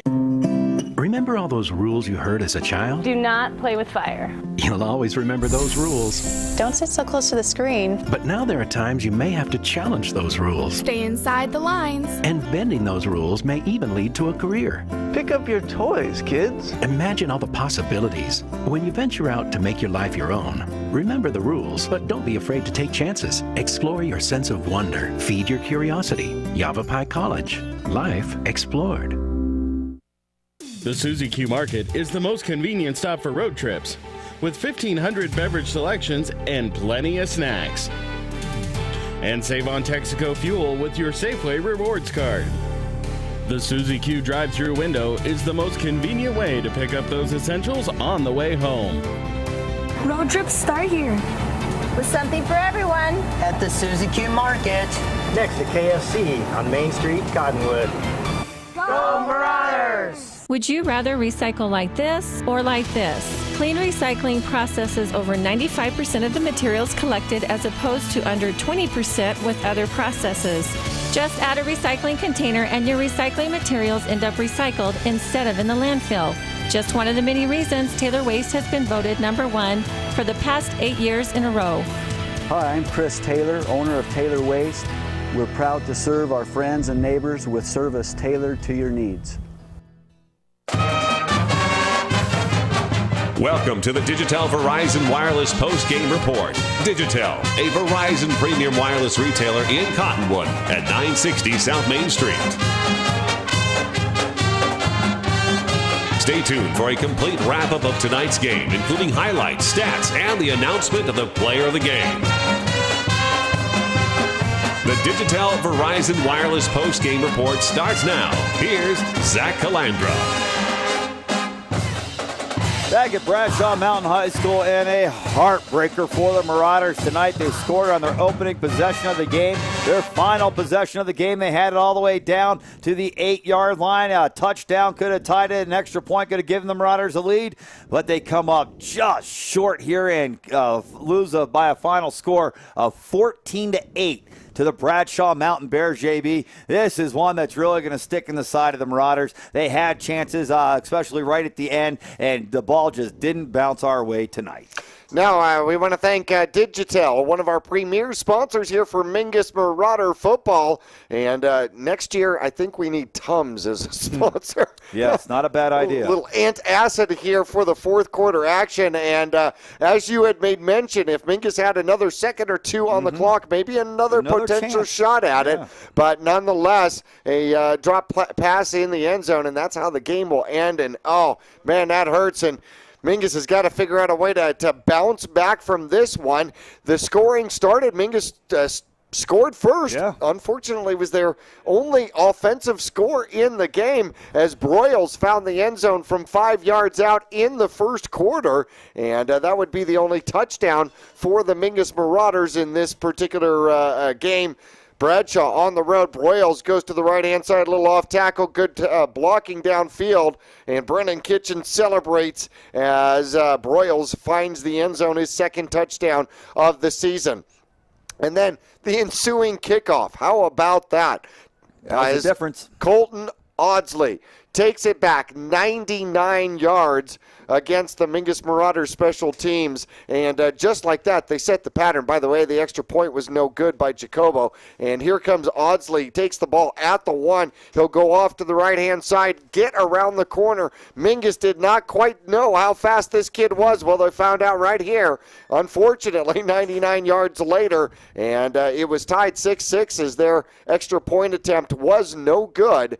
And, okay, we thought, you know what, they Mingus was able to stop them, and they're going to score with the special teams. That was a fluke, and Mingus would be able to drive the ball again. Mingus drove the ball a couple of more times during the course of the season, just could not, or during the game rather, could not find pay dirt and get the ball into the end zone. Mingus would get points again on the board here in the first half. However, it would come via the safety as the quarterback, Kane, taps the ground, tells his center, I want the ball right here. Show me. Right there, Dan. And that's exactly where he put it, right between the legs on the ground. And he wisely jumps on the ball to give up 2 instead of 6. And that would end the Mingus Marauders scoring. The last and final score in the third quarter, in fact, the first drive from the third quarter, would end up being a 13-yard pass play out of the backfield to Sorellas. And actually, the ball was about the 8-yard line, pardon me, out of the backfield. And then he splits a couple of Mingus Marauders, runs into his own man, who then becomes a screen, and he finds the end zone. And the senior puts the winning points on the board for the Bradshaw Bears. And then the final play of the game, 5.1 seconds left to go. Navarez throws it in the corner, and unfortunately, it goes for no good. Catch it. Yep, couldn't quite put his get his hands on it. Here's the final play of the game. Navarez looking for his man. He'll cut to the outside. There's Kitchen. He's got an open opportunity. All he has to do is catch the ball and turn to the right, and we could be tied. And the ball rolls off the forearms out of bounds, and the referees say that's the final play of the game, and it ends in heartbreak. Kitchen's a heck of a football player. Oh, my gosh, yes. This doesn't come down on him by any means. Nope, absolutely not. Hey, there were way too many other plays in the game and opportunities that Mingus had. It shouldn't have come down to the final play of the game, but nonetheless, he put himself in the right spot and just couldn't quite produce, and it would be, well, it comes down to heartbreaker for the Marauders here tonight. Yeah, that one's got the PU factor all over it. Oh, my goodness. Mingus now falls to 1-4. Bradshaw goes to 4-1 on the season. Ouch. 1-4, JB. It hasn't been since 98-99 that the Marauders had anything like a 1-4. Oh, well, Mingus was definitely in this ball game. There was no doubt about it. They were in the Paradise Valley game through 3 quarters until they ran out of gas in Paradise Valley. They've been in all the games except for that Cactus game. Yep, absolutely.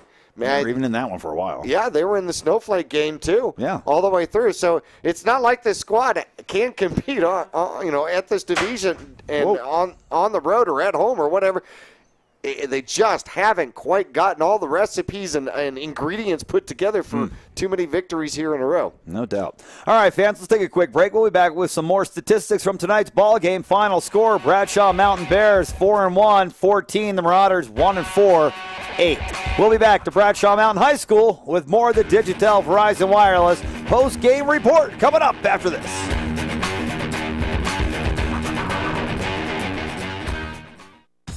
Reese's Tire and Automotive Tire Pros give you more miles for your money.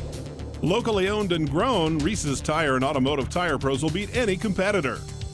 Bring your best deal and they'll beat it on price, total service, tire quality, and arguably the best nationwide warranty. For 24 months or 24,000 miles and available at 30,000 locations coast to coast.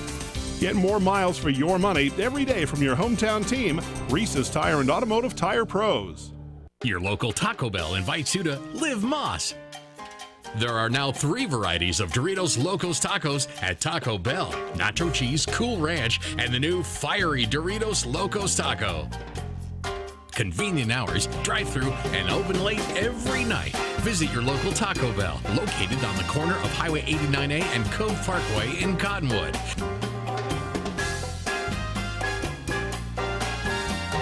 Taco Bell. Live Moss.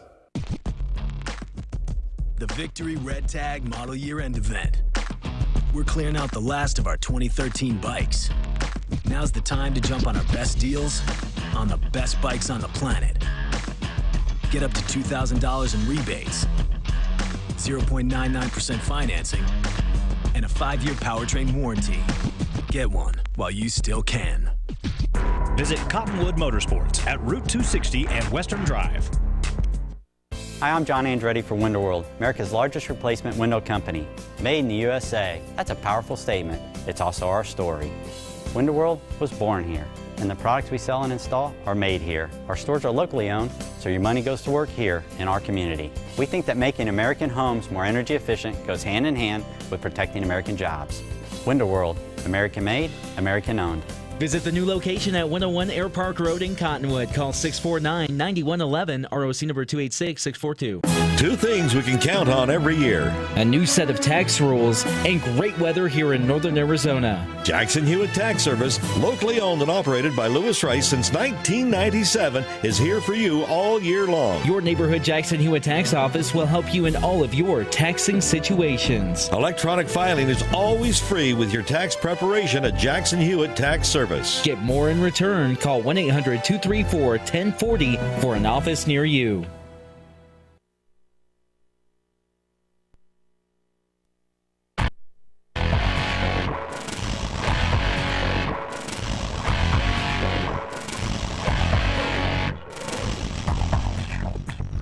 Back at Bradshaw Mountain High School, heartbreaker for the Marauders tonight as they fall to 1-4 on the season. Bears win it 14-8. Well, they saved their homecoming with a defensive stand from the 8-yard line, and Mingus just can't quite get it done here tonight on the road. Now, for the visiting Mingus Marauders, Navarez. Micah Navarez, a pretty decent game. He had 20 attempts. He ends up 12 of 20, 151 yards, no touchdowns, but no interceptions. Hanks on the ground, 19 carries, 47 yards for the youngster the senior for the Mingus Marauders.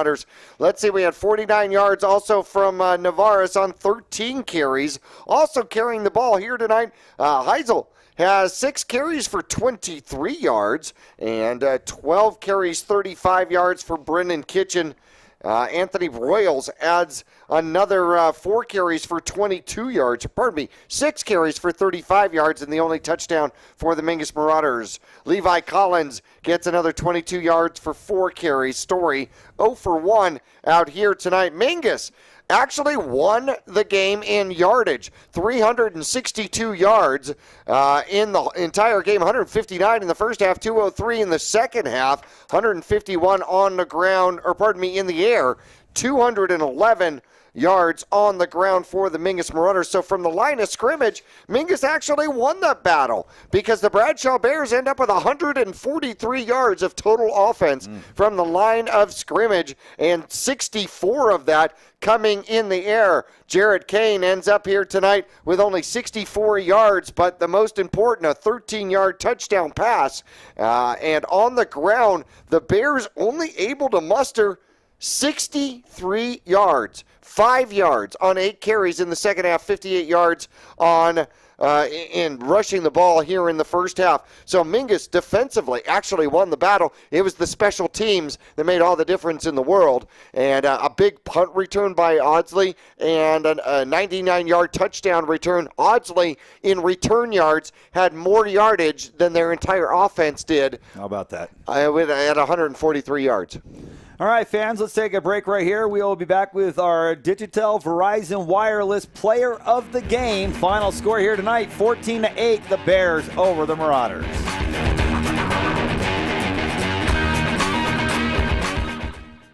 Here in the Verde Valley, it's always a great time to ride. And for all your cycle needs, it's always a great time to visit D&K Service Cycle and ATV. Their certified technicians can keep your street bike or your dirt bike in tip-top shape year-round. Stop in and check out the full inventory of riding gear. At D&K, they can help sell your good used motorcycles too. Go to dkservicecycle.com and find out about the consignment program. D&K Service Cycle and ATV in Cottonwood, a quarter-mile south of Walmart.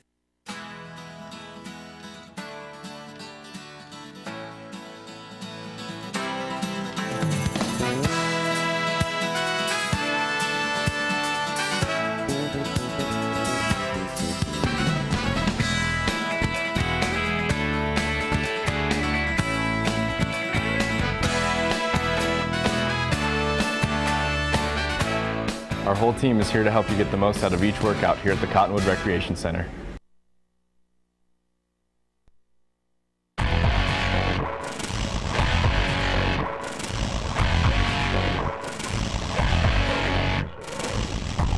Back at Bradshaw Mountain High School, along with Jackie Bessler, I'm Zach Calandra. This is the Digitel Verizon Wireless post-game report. And we are sad to announce that the Marauders lost again tonight, 14-8 to the Bradshaw Mountain Bears. Bright side for the Marauders, Anthony Broyles got in the end zone. A senior. He's getting a chance to run the ball a little bit here this season after having a knee injury last year that kept him out for most of the year. But he's getting some touches again this year, and he's getting a chance to do some things when he has the ball. He runs very hard, and we're happy to see him out there participating once again. Well, the Digitel Verizon Wireless Player of the Game, Broyles, definitely deserved. He doesn't get it just because of the touchdown. His defensive play out here today as well, both in coverage and in tackles against the run, just trying to contain Audsley is a job for like 10 players all by themselves. He's fast. And he is fast, and Broyles definitely brings it out here today, and he becomes our Digitel Player of the Game. Hey, don't forget the new Motorola Moto X and LG G2 are now available in stores. See a Digitel Verizon Wireless premium retailer near you, and a couple of locations in northern Arizona. You're going to find one next to Suzy Q in Cottonwood, as well as the Prescott Gateway Mall next to Trader Joe's in Prescott, in Payson, and 2 locations in Flagstaff. Speaking of which, how does that roll? Flagstaff, our next upcoming game for homecoming. You know, the best thing that we can say about that, Jackie, is that for years and years, and 22 to be exact, we have been able to say that when Mingus and Flagstaff match up, you can throw the records out the window. One of them could be 9-0, and the other can be 0-9, and the 0-9 could win. And we're hoping for it. We're hoping that the 1-4 comes up with a big dub next week for homecoming, and hopefully the Marauders can win their homecoming game against the Flagstaff Eagles. Score update, we heard that Prescott was taking it to the Thunderbirds of Mojave, 55-0? 55-0, I believe was the final. Ouch. All right, fans, thanks for tuning in here again tonight to Mingus Marauder Football. We'd like to thank our producers, Ryan Nichols and Brian Saravo, for keeping us live and rolling, all of our great camera people. And we will be at home next week. Come on out and check it out. Marauders and Flagstaff Eagles. It's homecoming and the biggest rivalry for the school. Flagstaff Eagles coming to town. For Jackie Bessler, I'm Zach Calandra. Everybody have a great week, and we will talk to you next Friday from the Cave at Mingus High School.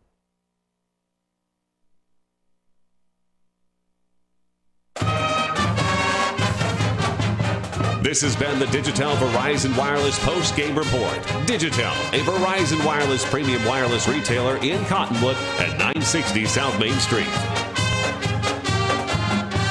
Join Yavapai Broadcasting Sports next week for more Mingus Marauder football right here on AM 1600 and Verde Valley Television Cable 1 Channel 2, or online at verdevalleytv.com.